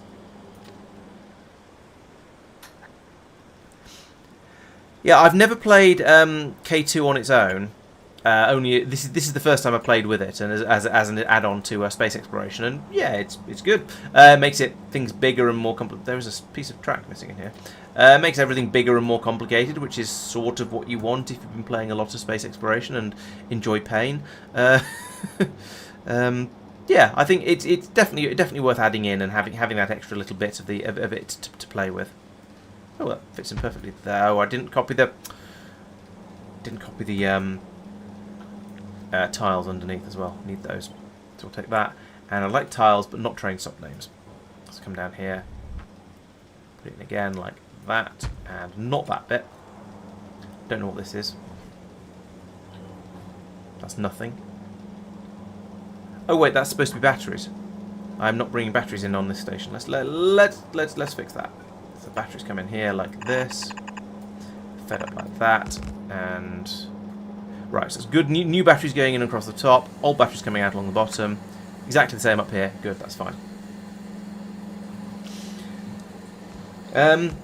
Yeah, Marc was giving Pioneers a try as well. I'm not sure exactly. I think he's run out. Essentially, been a bit short of time for it recently. But yeah, it was in theory private it was life and stuff.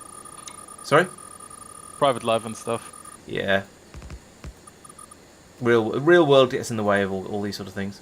Although it does sound like you're planning to pick up yet another game. So. Oh, Yeah. well. But never mind. All right. That's just because you don't spend enough time with us as it is. One evening a week isn't enough, is it? Apparently not. I have to admit, I'm feeling a little bit of FOMO on that one, but I'm also fully aware that I just straight up don't have the time to start another massive game like that. So. But oh well. Okay, so that is now getting there. Get the once the station is finished, we'll have the purple clouds coming in here. We can get this up and running. Get that. Oh, data card. Oh crap! I haven't left room for data cards. Let's move all of this down one. Oh, this is going to be fiddly. Move all of that down one anyway, because that's easy. And then I just need to move all of these. Oh, I'll do this by hand. It'll be easier. So actually all of these, there's only two of these where I need to fix this problem, so I'll do that. And that goes there, and there. And then I can actually run a belt through the middle of this, like this. A couple of undergrounds in it, but that's fine. And that'll bring in the data cards for us to actually make, into data cards. Let's do that. And that means I now need to go off and find the data cards belt, which is going to be miles away, because I've not needed them for age. Oh no, it's just here. Actually, it comes quite a long way down.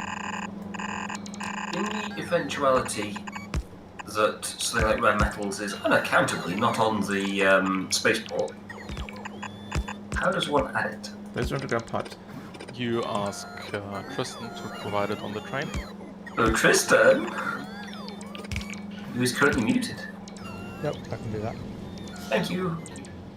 And then you have to request it here. And fiddle it. Oh, it is provided on the train. Yeah, then you just have to request it there. Okay. Perfect. And yeah. So it's being fed into the train that goes up to Spaceship Extras. Yeah. Yep. Okay, cool. It's just not being I asked think for. Marc asked for it earlier. Just Yeah. there you go, it's flowing now. Yeah. I asked Marc, what things are you going to want? And one of them is- Right, so I've got blank data cards coming in, particle Oh, stream. you mean on the ground flow? And I've got the warmint going out. Yep, Yeah, so so that's it feeding will into the arrive train here. now. And you'll have to deal with the mess here. Yeah. Am I outside robo coverage? No, I'm not. I just don't know why this is being slowed down. These appear to have water ice coming out of them. No, that's methane ice, I think. Is it methane ice? You sure? Oh no, that's water. That's water ice, yeah. No worries. Because Ignea requested water. The Yeah, Duchess fair. Nicole. That's right. We will do a Laurence to it. It's fine. I beg your pardon? I said we will do a Laurence to it. It's fine. I'm curious as to what that means. Particle speed. I'll let you work it out. I don't think I want to. And we need another one of these over here, apparently. Boom. I do love how easy these things make it to power, well, everything. Wonderful. Ah, balls. However, we do not have full robo coverage of this area by the looks of it. No, okay. Well, I might have enough stuff in my pockets to go out and do this by hand. We'll find out. The rail. So we've got 2 things along here that need building up. Is this? Oh, 3 things actually, if we include the belt's going to go down here. Oh, and I definitely don't have any more belts in my inventory, so I'm going to have to go and get some of those.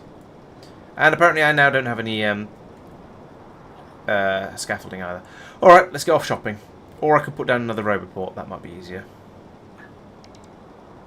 No, I'd have to be at least several roboports, and that wouldn't be easier. Let's go shopping and leave a nice smoke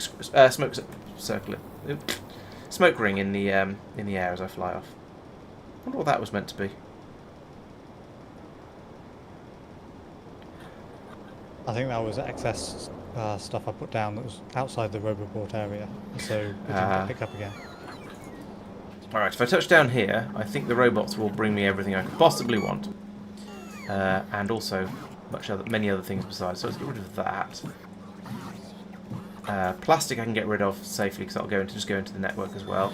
Raw rare metals not so much, but there is a place somewhere where I can go to get rid of that. Speed module 2s I don't think I want. Productivity 3, I don't think I really want those either, but never mind, I'll keep them for now. I have an enormous quantity of red belts, which I should probably get rid of at some point. Oh, vulcanite I can ditch, just like that. And probably laser turrets, although those seem to be in there deliberately.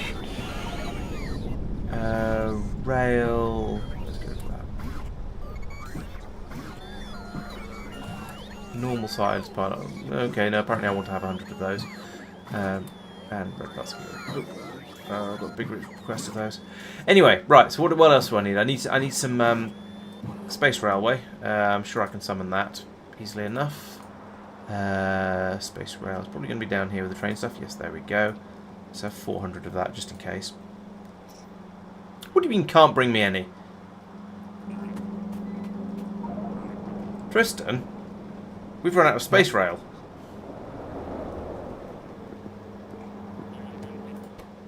Because we've run out of steel plate. Because we run out of steel ingots, presumably. Steel ingots. Yeah, You you're might trying. not be requesting enough steel. Give me a moment.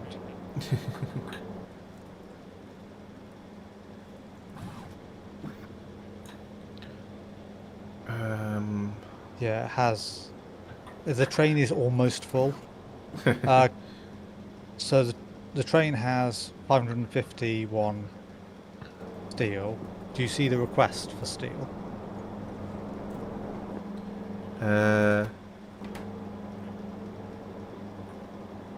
No, I don't see your shopping list in this area. Laurence, just for your information, it's about the 3rd time I'm launching a Gnea ship manually without Okay. any cables. Oh right, so there's a risk of Agnea running out of cable and falling down. Yes, that's why I'm mentioning it. Right. This is unfortunately a Mike problem, or a Mike's fault, because we don't have any iridium, so we're not making any spaceship cable. Space elevator cable, which means there is a risk that we might be going to run out over here. It's okay at the moment, actually. There's still quite a bit on the belt feeding down to it, but yeah, it's chewed through about a quarter of it. So I think, thank you for letting me know. At the moment, it's not a worry, but we do need to get the iridium arriving. Yeah, it's coming along quite rapidly. What's it stuck on this time? It's not even stuck right now. It's working. Okay, maybe Fine. it's just not being made fast enough then. What's the production graphic on? Oh yeah, there are a lot of fun weapons. We haven't actually used the pile driver yet. We've been using the yeah, we've not used the weapon delivery cannon at all either, actually. It's making 2k. Oh, that's 2k in 10 minutes. It's 210 a minute. That's a reasonable rate compared to our usage rate of. Apparently, we aren't using it. Yeah, it's being made about 3 times the speed of the iridium. I haven't even found the beryllium. It's just it's probably going so slowly at the moment. In fact, I can't see the beryllium Cable's at all. not being made because of holmium. Oh, Holmium cable. holmium now, is it? Oh, okay. Has it got iridium now? Yeah, it's had it for quite a while. There's been a few flights back and forth to the spaceship now. Oh, okay. Sorry, I take it back then. I apologise. Tristan. It's quite alright. I've I'm manually used sent the to being spaceship back arbitrarily for- blamed, it's fine. That's because it's usually arbitrarily your fault. I'm currently in the process of massively upgrading the always productivity Pete's of fault. yours. No, it turns Oh. out it's actually usually your fault. Especially when it's iridium related.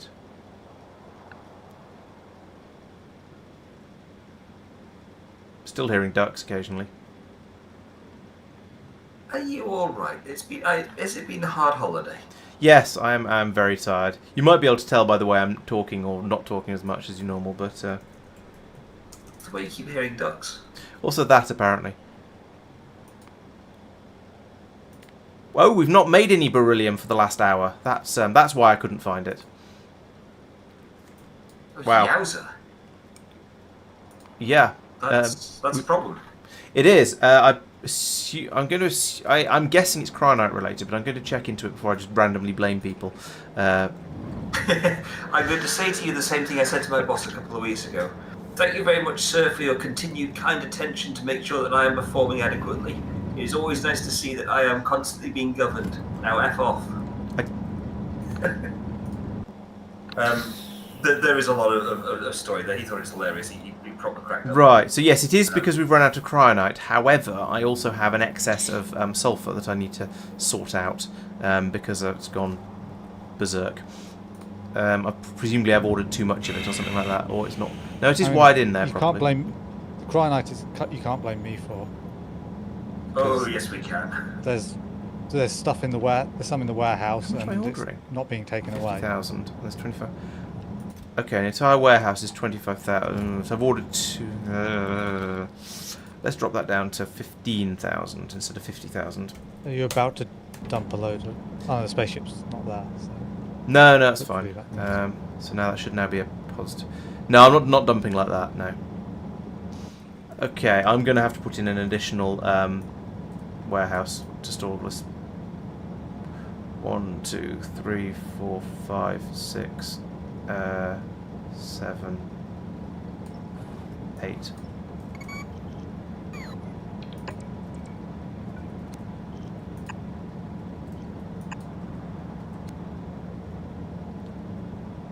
And then, I hope I have a warehouse here.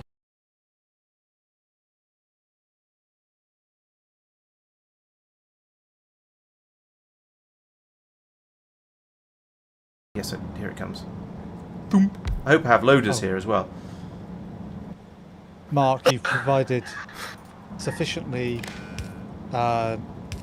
voluminous stuff in that this warehouse that there's not enough to summon the emergency train. Ah, Not yeah. enough items. Yeah, I know. I like the word voluminous. I'm glad it's caught on. Okay, I might have to dispatch the beryllium ship manually to go off and get some more cryonite. However, hopefully this will solve the sulfur excess eventually. A little bit. Right. How full has it got in this time, by the way? Out of curiosity. Okay, it's 2/3 full, which is passable. Right, so we'll dispatch that. It can flit off to go and get some more cryonite. If we look back in... Excuse me? Norvis orbit, please. There we go. Ah, this is an old ship, so it's not being sent it's not automatically being sent the where to go as soon as it lands. It's being sent the where to go when it's time to depart, I suspect. When you say sound is buggy, what do you mean? Are you hearing ducks as well? Could you ping up? Then I'll try to set it up correctly.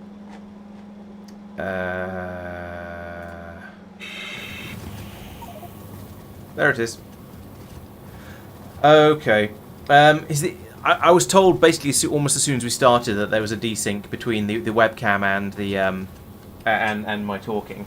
However, no, the streaming computer doesn't feel that hot.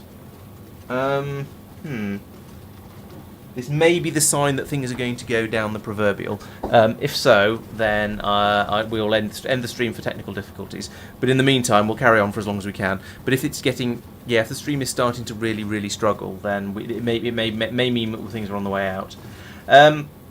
Productivities are a good way to spend excess sulfur. That's very certainly true. However, this is excess sulfur in a specific place. So it is this planet has been brought too much of it because I was asking for too much. It's not that there's an excess generally overall. It's just in this one particular place. We don't necessarily need to get rid of it. So I was going to go and look at Norvis orbit and see what's going to be going into this ship when it does arrive. So the ship will then land here. And yes, it's going to get a load more sulfur. Another only 15,000 of it. That's sort of manageable. Load of cable, load of that. And there's a bit of 35,000 cryonite. Okay, so that's good. So yeah, we'll load all that into the ship, and then everything will be absolutely fine, and hopefully it'll all fit. Yeah, it will all fit because it's all gone into these warehouses. So I think we're good there. Yeah, so if you've played space exploration a number of times, then I think yes, you want to then add something else in to make it more, to make it different, to make it harder, to make it more interesting, to give you a bit more of a challenge, something a bit different. And so yes, adding in K2 to that at that point would be an excellent idea, I'd have said. So yes, if you're used to SE, then sure, but then definitely add in K2 as well to give it a little bit more. No, I'm not hosting the game. Tristan's hosting the game, and he's got a slightly slower computer than me. It's not my gaming computer that's struggling. It's the other computer, the one that's actually doing the streaming, that's struggling. I've split them off onto two different computers, which is why we're now able to get 40 to 50 UPS. My computer is absolutely fine, but my other computer, the one that's doing the actual stream, seems to overheat. So I've got a fan pointed at it at the moment, and that was fine last Wednesday for the XCOM stream. We'll see if it's fine today for Factorio. I don't think streaming Factorio is any harder than streaming XCOM. Playing it, yes. Streaming it, no. What am I watching for at the moment? I'm not sure. Got 14,000. Okay, we've got a reasonable amount. We've got a reasonable supply. Oh, actually, yes, because this is full. Or this is completely full, and this has a bit in it. Yeah, we're doing quite well on Vulcanite. Beryllium, not so much. We need the ship to arrive and get the cryonite, and which it now has. So yes, we do seem to have a good supply of most of the things. We are actually, that said, we are there isn't a buffer. The iridium buffer hasn't been filled up yet, so we need a little bit more to flow through of that. But that's just filling up buffers. As long as it's flowing in at a decent rate, then that's okay. Holmium seems to be a problem. Here, I have absolutely no idea, because this is weird and complicated and is filling up with many, many different things at once. So, who knows? We're getting a bit of everything going into the train here. Goodness knows. Taras empty, but that's just being set up at the moment, so that's fine. I'm sort of waiting and prevaricating a little bit while I wait for the Talos ship, that one, Talos ship to arrive over here and unload so I can keep a bit of an eye on it. But it's taken quite a long time to get there, so I should probably look at something else so nobody gets bored. Where am I? Oh no, I came over here to see what's going on. Autoblade can't find any more enemies on Big Grid. Okay, Big Grid is all dead, or at least the explored area is all dead. Yeah. If nobody else has any preferences, I'd appreciate having those sent at Talos, because we do seem to be having some issues with the biters over there.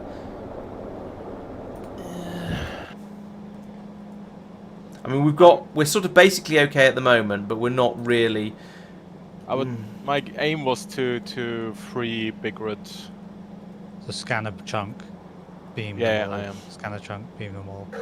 Right. So yeah, we haven't actually done all of Big Grid yet. It turns out we've just got.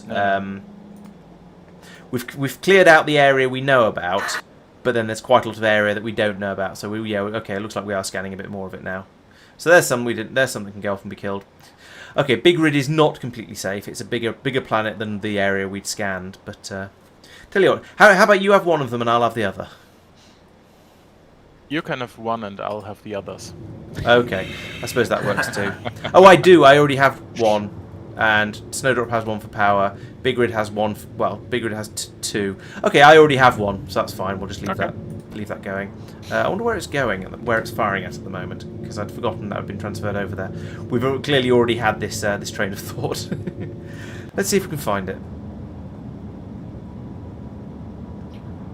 I don't know how you spot a glaive beam from this sort of distance. Oh, there it is. It says energy glaive in big letters on the map. So that has been doing. So this who were we talking to before? Whoever it was I was talking to about this. This is what the energy beam in glaive mode does. It just sort of scans around, gently frying any enemies it can find. If it's a behemoth worm, it takes a long old time to kill it, but it will eventually. Oh, that's a good point. Regular 9 points out we can't confirm extinction on Big Rid because it gets biter meteors. Yeah, I know, but local extinction. Which Can means you? you still get biter meteors, but you can then trim it, and there won't be any new nests unless meteors. Okay. Just look at the route it's been taking around here. This is kind of ridiculous, but anyway, yes, this is wandering around, very, very gradually killing off these worms. It's just rather difficult because they're so blooming tough. Although, as it's killing that one, it has been cooking these 3 around as well. So you can see by the fact they're splurging out purple, they are being gradually killed. Now it's decided to go after this one, though, which means this one is probably going to heal itself. This one is already tumescent, though, for probably because it's relatively close. I don't know why it's tumescent. We'll just leave it to it. I don't care. Okay, back in Norvis Orbit. What was I doing? Oh yes, we'd run out of railway. That was the thing. Tristan was hopefully sending up some more steel, and looks like he hasn't been able to yet. But Yeah, I have done. oh, you have. Maybe it's already made some more then, and I just haven't noticed. If any steel has come up, it has been just immediately swallowed, and maybe does that mean my my rails? Oh no, my rails have been finished off over it. No, they haven't. I don't know then because No, the train is virtually full. Oh, Not quite. I'm okay. just gonna send it off. so you hadn't sent up any more steel. I can't remember. Yeah.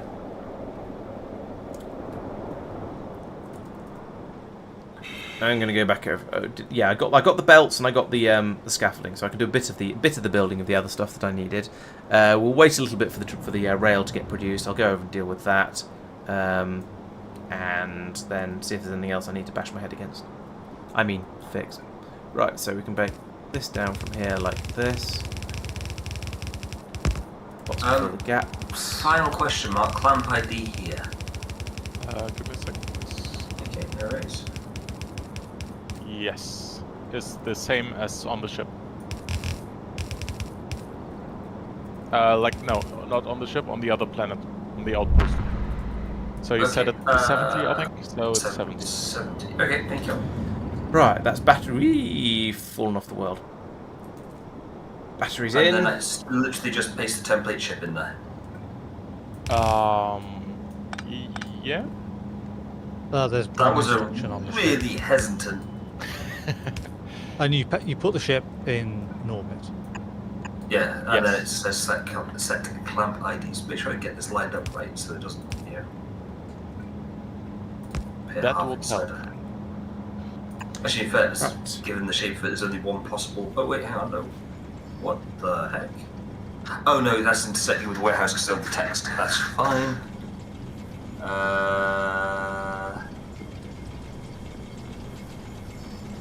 There we go. Yeah.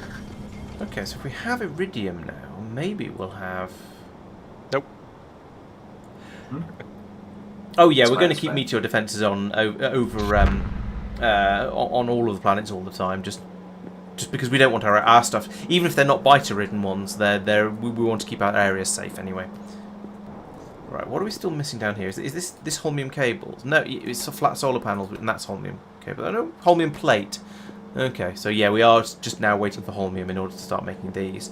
What about you guys? That's holmium. Oh, holmium solenoids. Okay, those are being brought up from the ground. When they're once, or at least they will be once they actually start getting made, which may be some time because the holmium shortage. But let's. Oh, I've already set that to minus 1,000. Let's set that to minus 100. Put those numbers up anyway, just because those don't seem like very big numbers.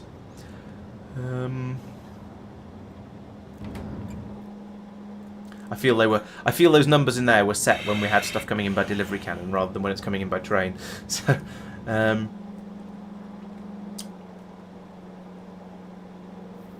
what about this one? What's it told me in solid noise? And yeah, okay. So that's. I mean, this is now virtually done. The I could start thinking about moving roboports around. That's probably worthwhile. So I'll want to. If I get rid of this one, I can put in a roboport down. I'll have to get rid of this one as well. Put in a roboport down here. Somewhere. Oh. If I put this in down here, then it's got coverage of... It hasn't got coverage where I need it to have coverage. I need to cover this blue chest here, this one here, and these red chests up the side here. Is there anywhere where I can do that? Here would work, and they specifically need to be covered by the orange. So I could put it in here, but it then links to the one above. That's fine though, I can just pull out the one above. There we go. There we go, a nice separate roboport network that's not connected to anything else. At least for now, until someone goes, hey, why isn't that roboport connected to anything? And comes in and rebuilds the whole thing for me. Probably. I now need some logistics bots to put in there, so they can, and then it'll be able to transfer all of these bits and pieces from here over to here. So at the moment, oh, I need to hook these up to cables, because I didn't do that because they hadn't been placed at the time. So link that to there, and that to there. Now we should find we don't have any logistics. Set requests. Boop, there we go. And over here as well, set requests. Doop. So now, as this system over here starts to build stuff, oh, we're gaining some logistics bots. That's actually really convenient. Because hang on. Oh, it's because I put them down. Yeah, it was linked at one point. But now this is going to gain a load of logistics bots, which will be enough to keep this area supplied. Excellent. That was a fortuitous accident. Now, there is a slight chance that this ship will occasionally steal a logistics bot and fly off with it. But if it does, it'll bring it back, so it's not the end of the world. I've got my supply of fuel down here, so these are all filled up, yes. I haven't done any of the programming of the ships yet, though. So we need to tell this to when... oh, hello, there's a build like there. Blueprint, sorry. Yes, right. So we'll need to say that when this ship is ready to go, which means it's unloaded all of the cards and filled up with all of those and all of this. So essentially, when there is no negative numbers. Oh, I think we got an meteorite in Kalidas orbit. Oh. You're right, there's not room for that. Oh, bloody hell.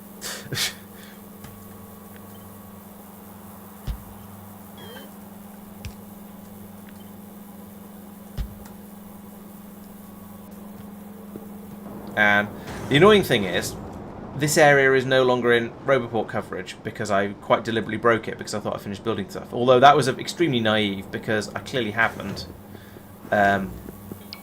Because I've forgotten. Not only have I forgotten the consoles, I've also forgotten to build all of the logic around outside them that's going to tell them where to go and when. So let's put the roboports back in. Bounce off everything on the way through. Right, one of them. If I put that here, it's going to be powered, it's going to link them up, and we can now start building stuff. However, I'm going to go to the loo, so I shall be back momentarily. Don't go anywhere.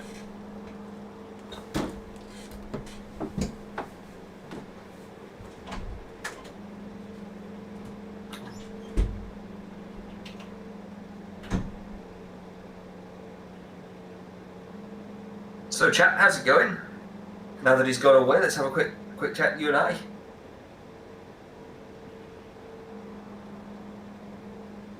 Just everyone put quack in the what's it called in the chat. Just you know, let's get it going. Tristan's worked out as well. What I'm going to do, I've asked Pete to record a sound clip saying that the factory must grow, and I'll just quietly play that one when Laurence isn't paying attention.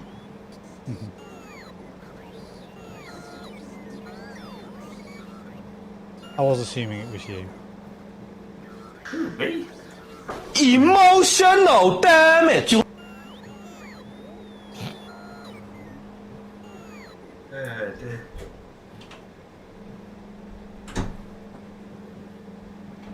It's a nice little thing to know how to do. It's definitely not a power I shall abuse for all eternity. Is Mike also going quack? Do what, me? Would I do such a thing? Probably.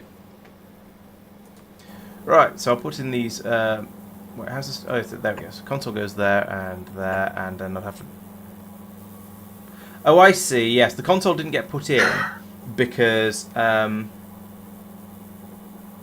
console didn't get put in because it got confused when I was building things in the blueprint manager, which is why I've got this weird thing in the corner here, but no actual consoles. Right, so those will get put in there, and then we need to have some logic. Since we're doing logic on the outside of ships, we need to say, I guess, this is going to send right. So if I put it on here as well, I'll say also minus 39,000 ion stream, which is this one.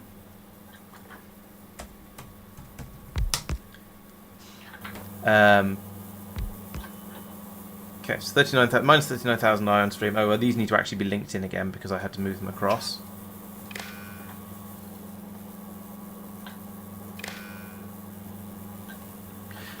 And actually, come to think of it, no. Given how ships work, yeah, when other people have designed them, these should be on the outside. So let's move them again. Put that out there. So that's the expected stuff that this ship should have with it. So that's what it needs. It needs to have that when it leaves, and also, I need to come up with some cunning way of saying and no. I'll do it with another combinator.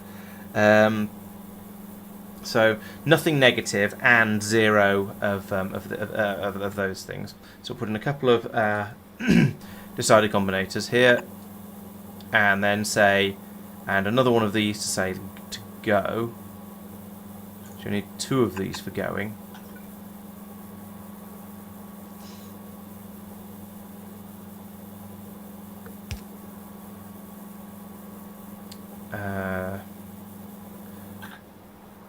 So now with the red cables, we'll link that to the input.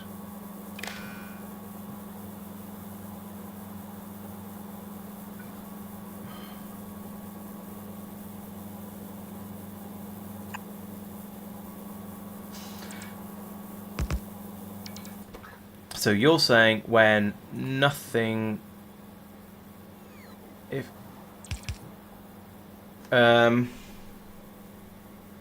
everything is greater than 0, output 1 tick. If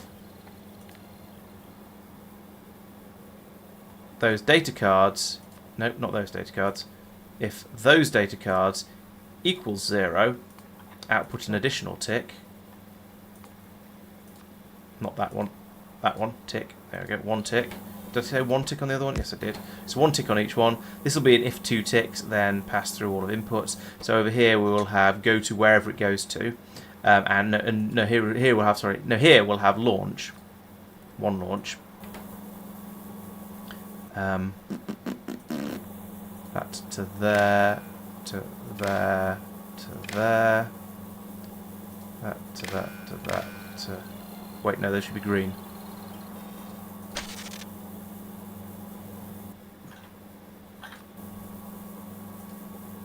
Green, green, green. So here we go. We've got input signals of minus 20, minus 20, minus 38,000. Are you not? Oh, it's only connected to one of them.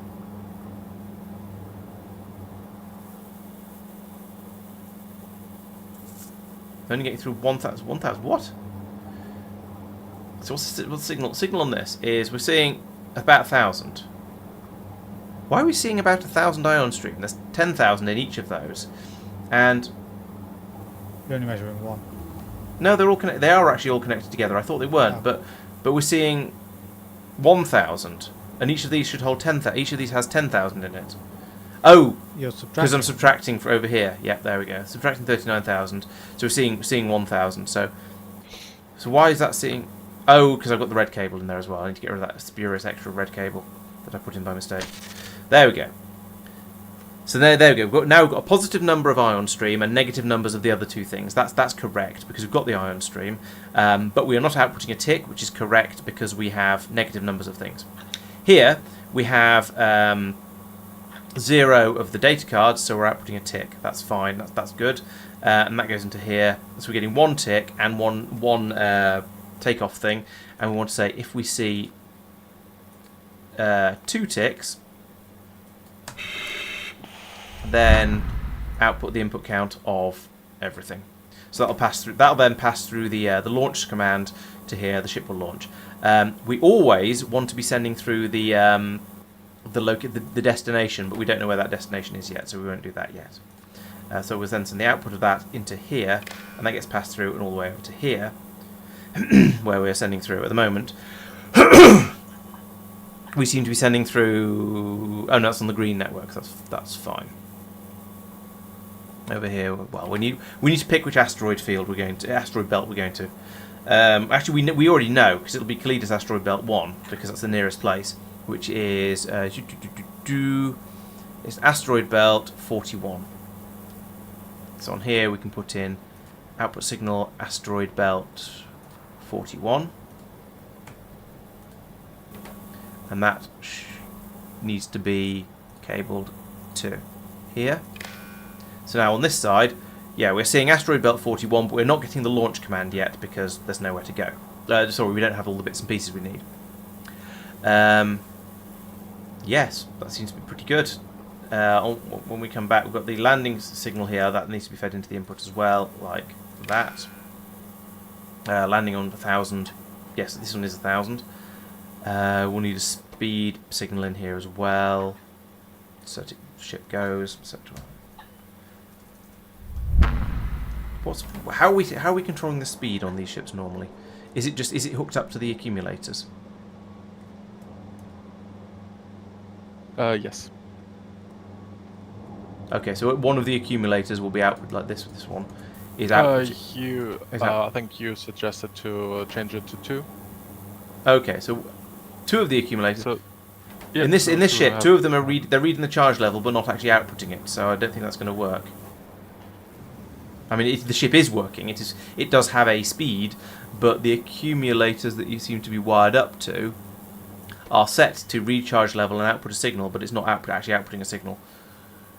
Could you ping where are you? Oh, hang on, maybe these ones. Ah, these. No, sorry, there's this one up here. There's one higher up that is actually outputting a signal. Okay, that's fine. The 2 was only for my personal ship because I'm impatient. Okay, so over here. Yeah, the other ones are just used to wire the green cable. Ah, okay. Let's hook that up to there and tell you to read out. Oh, that's already doing it. That's fine.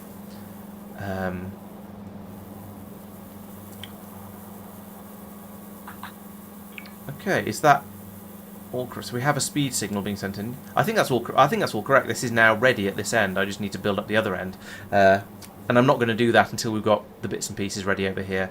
Oh, now we have iridium. That presumably means that over here is this working? Have I done everything I should? No,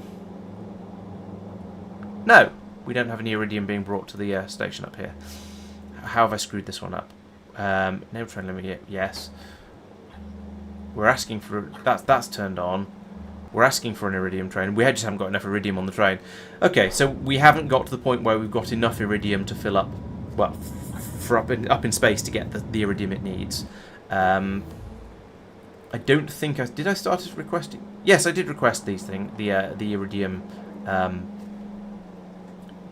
girders, but I don't think they're being brought up either. Are they being supplied to this ship at all? Maybe this train at all, rather. I don't know. Let's go and have a look. Because I don't think I went through all of that in myself in full everythingness.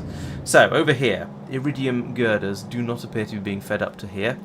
Probably because they're just straight up not, because I didn't do that. Where are the iridium girders being brought in? So there's lots of belts coming up from down here. Here is an iridium girder. Yeah, I think I found the problem. Let's fix that.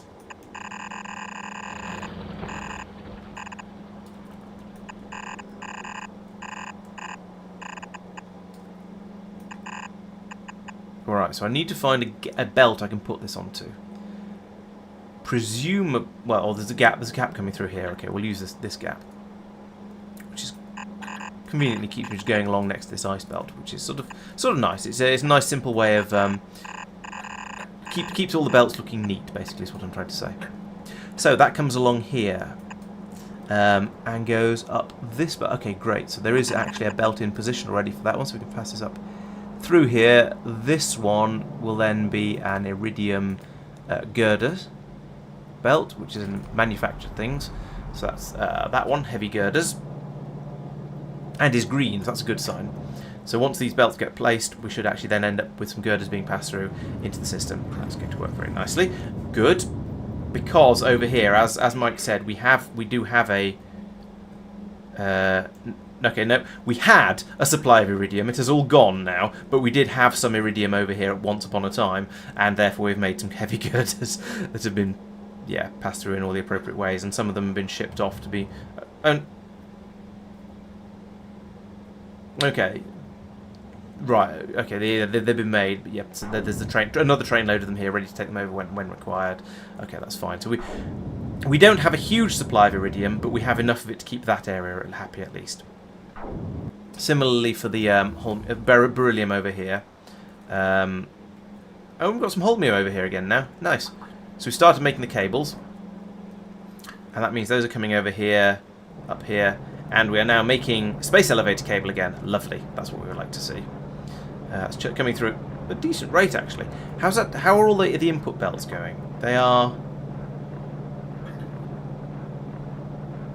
flowing steadily enough that I don't think there's any point in putting another machine on the end, put it that way. How are the numbers on here? Okay, it requires more aeroframe poles and more coal than anything else. So actually what I should probably be doing is having a second belt coming off these two, and then coming through for another 3 machines over here, and we could double the output. I don't think there's any real need though, I suspect. Let's have a look at elevator cable. Production and consumption. Boop, boop. So, okay, so at its peak, or no, at its normal rather, space elevator cable is being used up at about, call it 30 per minute. There are these spikes when we actually build an elevator, but basically we've got a steady state of about 30 per minute. The system at its current speed is churning out 750 per minute, 740 per minute. So I think that means we're probably producing it quickly enough. I don't need to put any more machines in. We are producing it literally 30 times faster than it's being used. So yeah, I think that's okay for the number of machines. We might have supply issues, but I don't think we have production rate issues. That's going to be absolutely fine. Yeah. Sorry, quick question about how space elevator power now works. It's all part of the same network. You have to connect a copper cable. So, well, I mean, it's automatically connected to a copper cable then. Yeah. Oh, has it? Yeah, if it's a new one. Oh, okay. Oh, if you put down a new for one, existing right? ones, Okay, I can yes. see why it wouldn't do that. So that's automatically in. But I was looking at the power network going. I was looking at the ground going. I'm not powering the ground from the sky now. No, you're powering. You'll see you're powering it from 504 red solar panels and 252 blue solar panels. Presumably, most of which, if not all of which, are in space. Actually, in fairness, yes, those are all in space. Right, yes, got you. There we go. Yeah, it's all one giant power network. Yep, no worries. Yeah, I put down roughly gigawatts power production capability in whatever orbit name you want to give this. Terrorbit, I suppose. Trollbit. Yeah. Which I thought was a nice starting point for now. Okay, in that case, the orbit up here is nominally done. I just need to actually connect up the stuff on the ground. Nice, and then probably make it all run much faster, because I think I suspect that quite a lot of the problem is going to be is going to be the amount we're making as well as the amount we're shipping.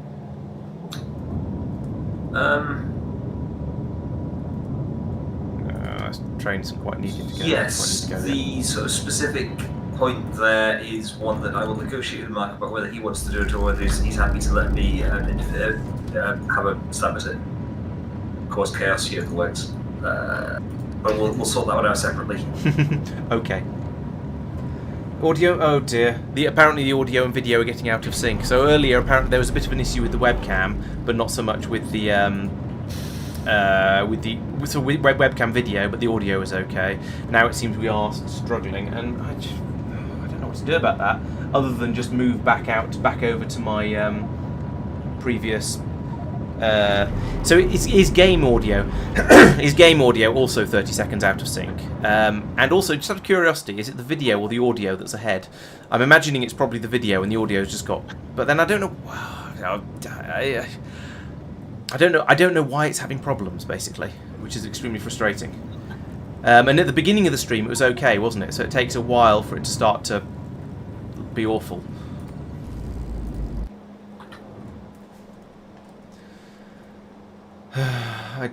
Yeah. Video is ahead of audio, okay. And it was okay. I believe it was okay at the beginning of the stream. Well, I don't know if it was. This whole experiment with doing the moving the video, moving the stream off to a different computer. It's sort of worked in that now my computer is capable of running the game at as fast as Tristan's is, or faster than Tristan's is. But it's caused all kinds of headaches with the. I haven't got a clapperboard handy, but I can do this. And then you can let me know. So just a clap rather than a clapperboard. But yeah.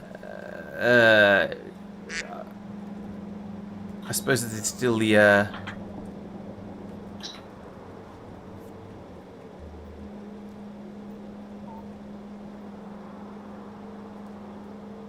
Yeah, if the game audio and the game video have drifted apart, then that's also going to be weird and awkward and difficult.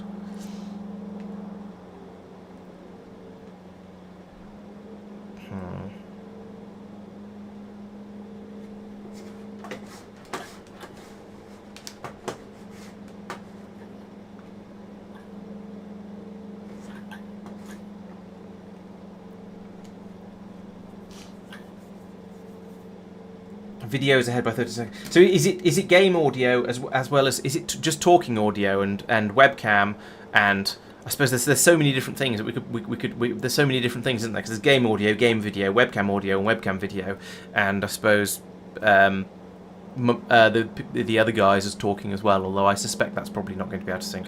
I suspect all the audio must be in sync because that's all being put together by my gaming computer, which isn't suffering. It's so yeah. I suppose true. It's difficult to tell with the game. Tell you what, I'll go and look at the I'll look at the one of those machines that makes weird noises. Except they're all asleep now, probably. There we go. Weird noises.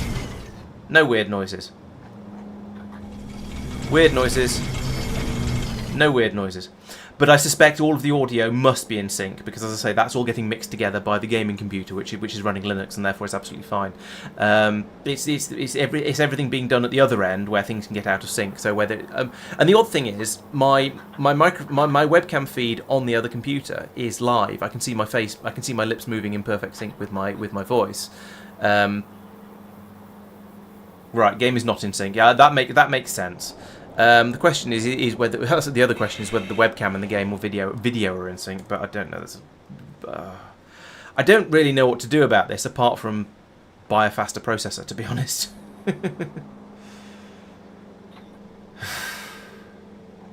It's frustrating.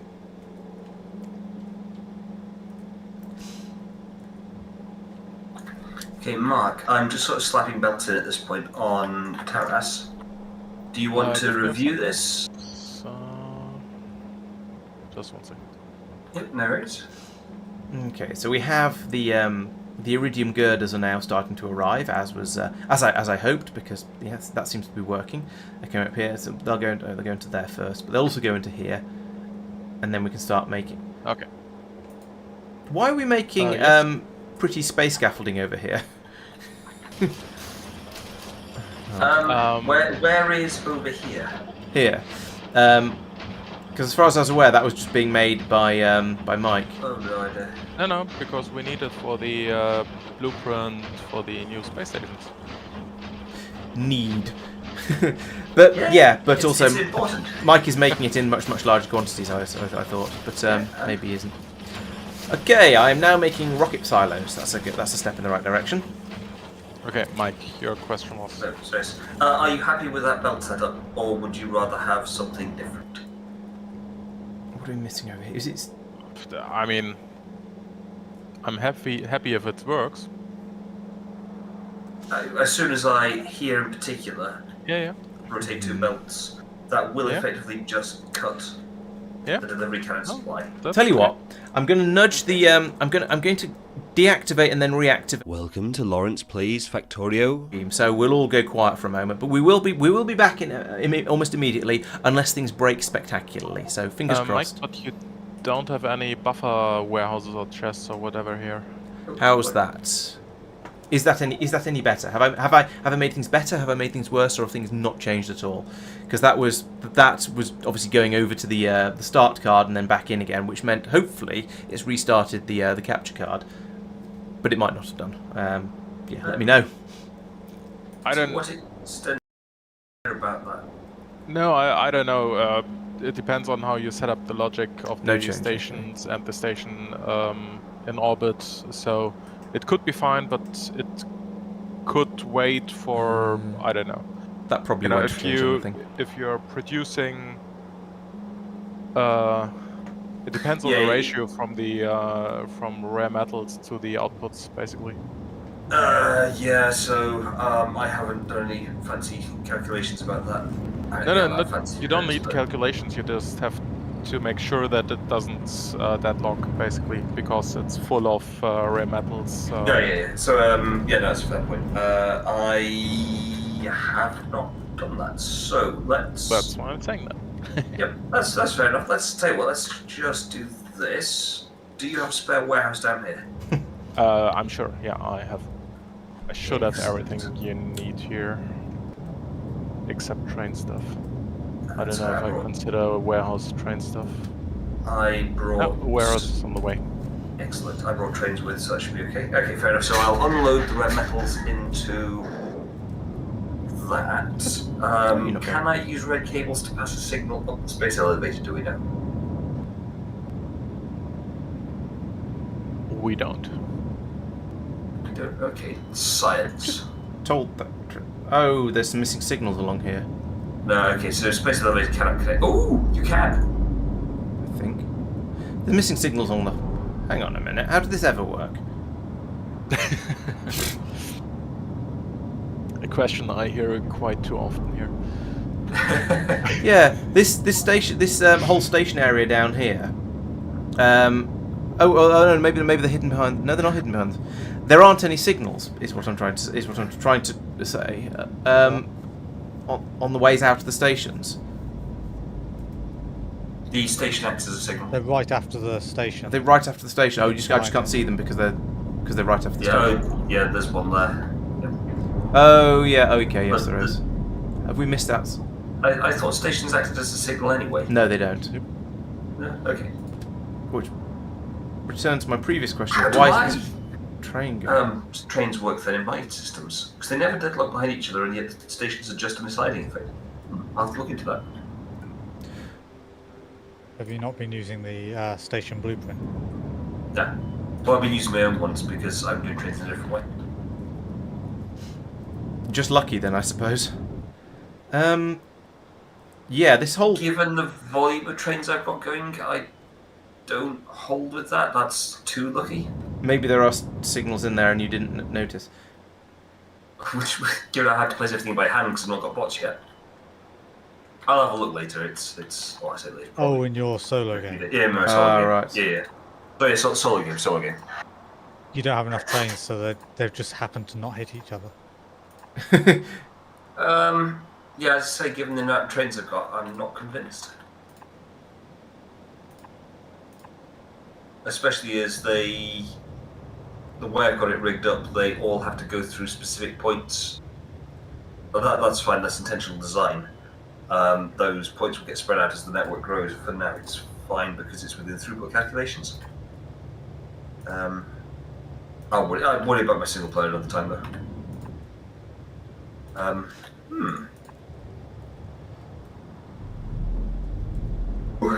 Right, I'm not sure what else to do with to try and sync up the audio and video. I could try turning off and turning on the capture card again and see if that helps, but I don't want to go faffing around with it too much because if I break it, then that means the stream's over.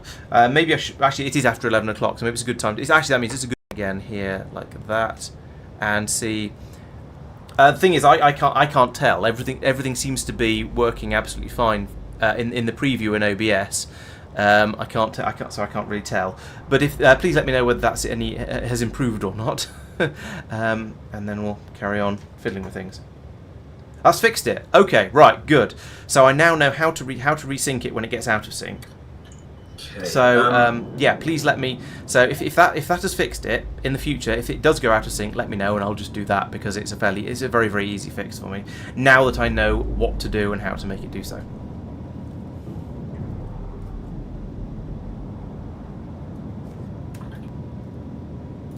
Okay,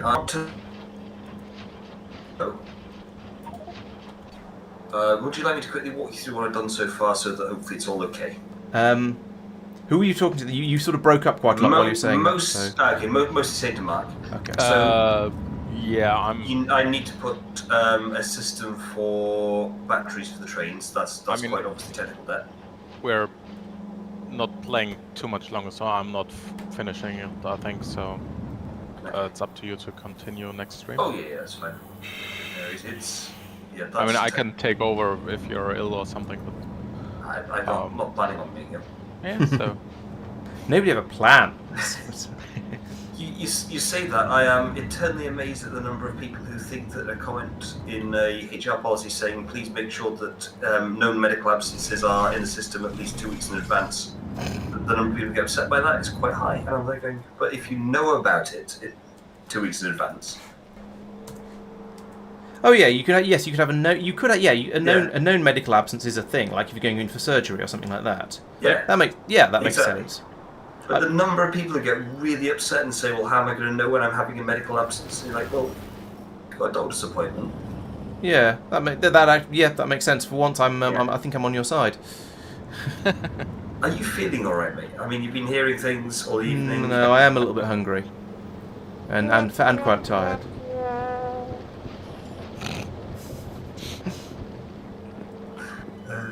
Okay, in that case, I'll finish this next time. It's a little bit noddy, not going to lie, but it should work. Would expect nothing less. Mm-hmm. Ah, the space rails have been made. Great. In that case, thank you very much, everyone. I will head off at this point. Take care. Don't do anything I wouldn't do. Night, chat. All right, I'll catch you next time. I'm like, Yeah. Bye, guys. I'm at a sort of a somewhat idling point now because I've built all this stuff up, but until more holmium arrives, I can't do much about it. Although I do need to check into actually whether there is a holmium available. I'm just not getting it for reasons that are my fault, or whether it's reasons that are a lack of holmium. I should check that in a moment. Hooray! I've released that train. Off it goes. Right inside. There we go. Let's put down some signals just because that's good practice. Ooh, lag.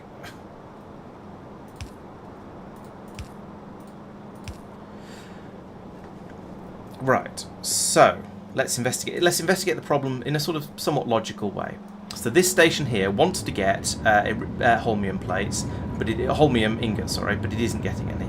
It has a request here for 10 of them, which is a silly number. Let's change that to 100 at least, because then at least, well, it's slightly less silly. Over here, there is There is no holmium. Okay, that straight up is obviously the problem. I've manually sent the train away sometimes. Okay, so I guess until we have a healthy supply of holmium arriving, there's not a lot we can do about this. We can't start shipping out the probes. This Agnea ship is not loading. I think the ship wait, might what? be the Njord ship might be on its way automatically. The Njord ship has arrived Okay. and has loaded up and has not departed because there isn't any cable. That's why. Okay, fair enough. That's presumably the same problem for the Agnea ship as well. Yeah, so it's never going to leave because there needs to be holmium. we have some cable being made, so some holmium did manage to get through for that. So it might manage to leave, but no promises. The Talos ship seems to have gone again, so I'll check into that. I'll also check into what's going on with the. This is getting very laggy, and this is on the gaming machine. This is nothing to do with the other one. So that's even more. That is actually worrying. Yeah, I'm down to. Ooh, I did see the FUPs drop. FUPs and UPs seem to be matching. Anyway, we have a load of cable here. 40 UPS. Sorry. Which I feel like my UPS is slightly higher than it has been recently. It's dropped back down again now. Okay. So we have here feeding through. Yeah, this is a bit laggy. Okay, we don't have the train down here at the moment for the Spaceship Extras pickup. Yeah, that's because it's the warehouse up here is full. But it might be on. Oh. So it's the train's being kidnapped. Stop being so laggy. This has suddenly become unplayable, and it's the menus that are lagging. And what's going on? Why am I? What? Yeah, I don't understand. Okay. Oh, so we're trying to cram too much stuff into the warehouses, presumably. Yeah.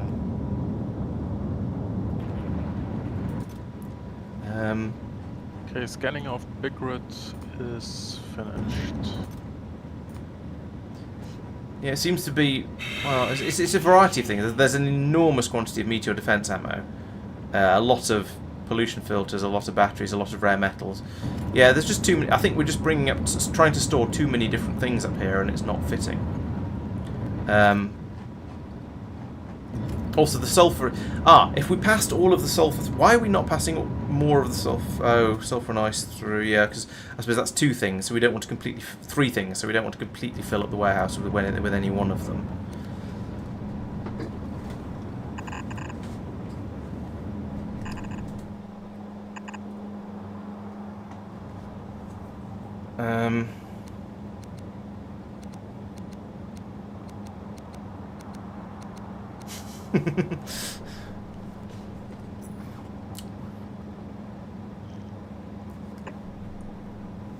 So yeah, that could could fill that up with sulfur, I suppose.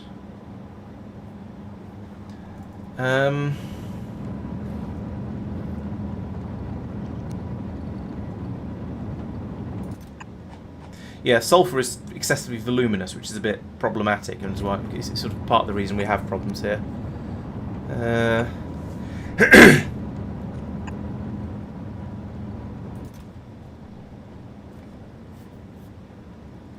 Battery.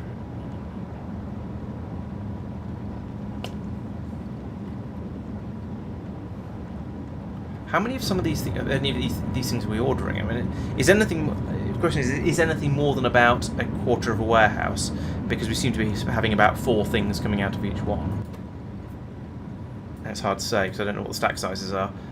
We've got 10,000 sulfur being ordered, and that stacks up to 50. So that's 200 stacks of sulfur on its own. Water, ice stacks up to 200, so that's pretty good. Ooh.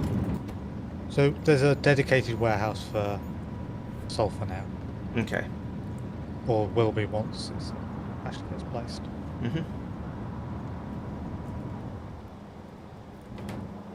You've also broken the sulfur supply to Talos in the long run. Yeah, but that's to get rid of empty the belt. Yeah, it's just as long as we remember to put it back. Basically, is all. Actually, yeah, the best way to do this would be...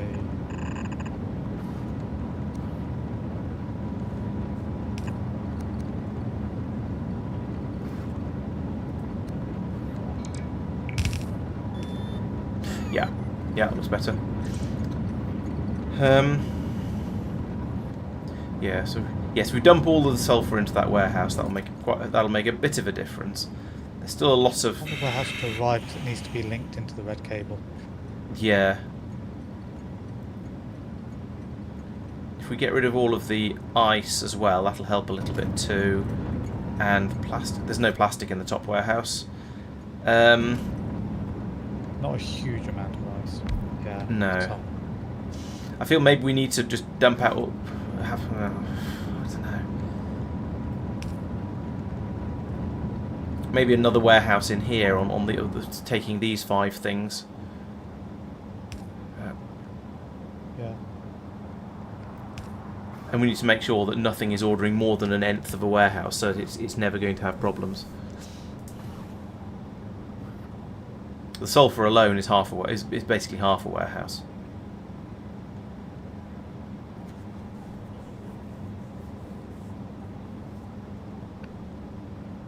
I'll take the restriction off the ice for now, because there's not a huge amount of it, but it will help a bit.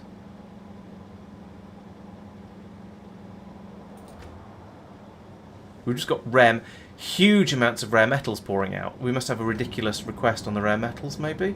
Because they stack up to 100 each. Okay, so 100 stacks. We shouldn't have as much. 100 stacks isn't so bad, but we've got quite a lot of them. The batteries are a problem as well. We've got a lot of batteries coming up, and they only stack to 20. So that's another. Actually, that's another 100 stacks. So we've got. Yeah, most of these things seem to be about 100 stacks or so of each, and so we've just got too many things coming up. 1, 2, 3, 4, 5, 6, 7, 8. Yeah.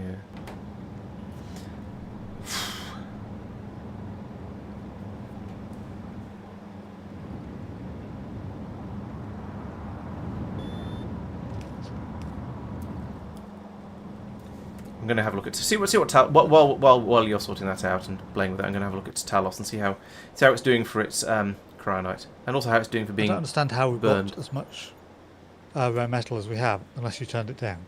I haven't touched the rare metals. The glaive beam is all the way over here. That's a little silly. Let's tweak that first. Yeah, we're not overfilling. We've got control set on the bottom warehouse, so that'll be fine. If you could glaive over here, please, where there are actually... Are there any? No, there aren't any. Okay.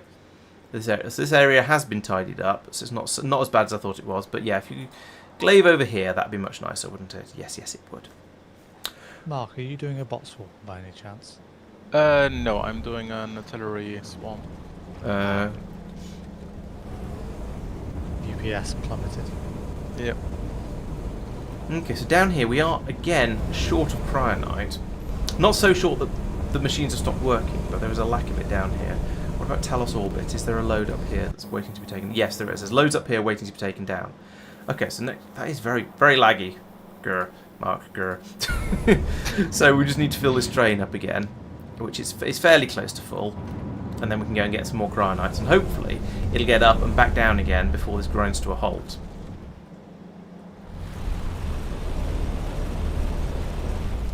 Oh, did I? Yeah, I disabled the limit for ice, but there's not that much ice around, so the ice isn't a problem. It's the some of the other things that are problematic. I'm going to put the ice one back in once it's... But Tristan's re-enabling it anyway, just to be sure. I don't understand why it's able to have got as much ice as there is. It's overshot by a lot. Has it doubled because it was... No. I was going to say, is it double because it's loaded a train? It's loaded up something while the train was in motion, but it won't have done that. There's only one train. Might have. There isn't a buffer on Norvis, is there? So we are getting everything doubled. Only the belts. Okay, not that then. That's not going to be No. that much.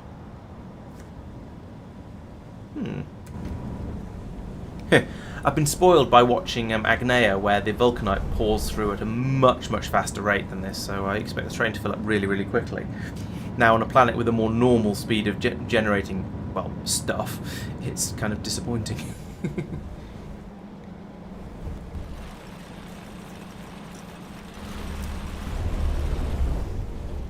I think we're probably making enough beryllium, at least when the system runs. Let's have a look at the graphs for beryllium. Can I clear all of the... No, I don't know if I can. Beryllium ingots, and... Oh, we aren't consuming them because we've run out. Ingots, there we go. So steady state, able to generate... Typically, it looks like we can generate at about 400 per minute, as long as we're generating... As long as the system is running properly. As long as we have the cryonite for it, basically. And that is faster than it's being used up, even when it's peak. Well, except for this peak, generally faster than it's being used up. So I think the beryllium production is probably okay at the moment, but given that we have such a shortage of it, it's kind of hard to tell. But here we go. The belts are backing up now. The train is about to go. It's going to be rather a long time until it does, because we have to fill it all the way up back to here. But never mind. In fact, you know what? I'm just going to make the train go manually, because I'm impatient.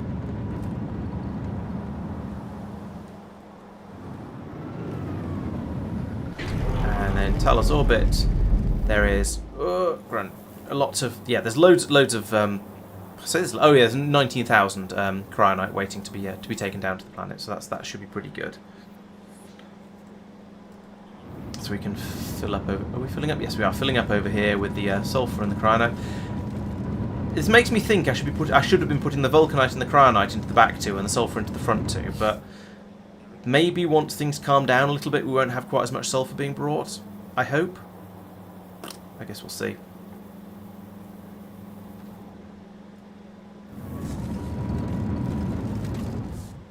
But at the moment that's merrily filling up. For some reason, all of the first load went. Oh no, that was just what was already in a warehouse or something from before. Okay, that's a small enough amount that I'm not too worried about it. And now as it comes along here, it should get split up evenly between them, and then all filter into the warehouses on here.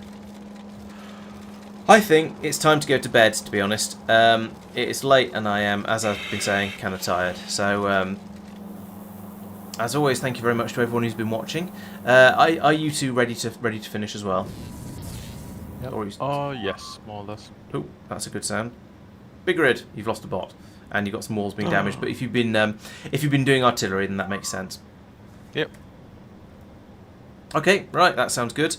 So yeah, thank you everyone for watching. I shall be there'll be, let's see. Okay, I didn't have time because I was away over the weekend. I didn't have time to make an XCOM video for supporters for tomorrow, but there is last week's XCOM video coming out for non-supporters tomorrow, and then on Wednesday I should be playing some more XCOM of the actual campaign itself. Then Thursday? No, nothing happens on Thursdays unless I manage to squeeze in the XCOM video then for supporters. Friday, Saturday we will be having the normal Factorio update videos. Sunday, yes, it is this Sunday. There is we'll be doing a special extra Factorio stream which will be playing Warptorio, and that's one that anyone can join in with as long as they're a channel supporter. And channel supporter means drop in a donation on Ko-Fi. That's the best way to do it, to be honest, because that way I get the greatest percentage of the money that's donated. Or be a Twitch subscriber or a YouTube channel member, I think it calls. Yes, channel member. Or, you know, send donations on PayPal, whatever, anything like that. Channel supporter stream on Sunday. So that's anyone who's a supporter is welcome to come along and play, and I'll be streaming it as normal. So hope to see lots of you then for both playing and for watching. That will be, as I say, Warptorio, which is the one where you jump around in a sort of imaginary spaceship whenever things get a bit too frightening. Then we will, of course, be back next Monday for a continuation of this. And let's see, is next Monday when we're changing things over? I think it probably is. I think it's the week after. Or is it the week after? Week after? No, it's the week after. Okay, so yeah, normal streams next week. The week after that, it will be the sort of the start of switching the calendar around. So as a sort of to make up for messing you around, we're going to be having 2 streams that week. So there'll be 2 Factorio streams that week. So we'll be streaming both on the Monday and on the Thursday, and I'll be streaming XCOM probably just on the Wednesday, but then from after that it'll be on a Tuesday. So there'll be a big stir around. I've told you about it. I'll tell you about it on the Discord if you ask. I've been putting it in the end cards of the video, so there's lots of explanations of when things are going to be happening. So hopefully it won't be too confusing. So as always, thank you for watching. There's lots and lots of stuff happening, and see you next time. Bye bye. Budget.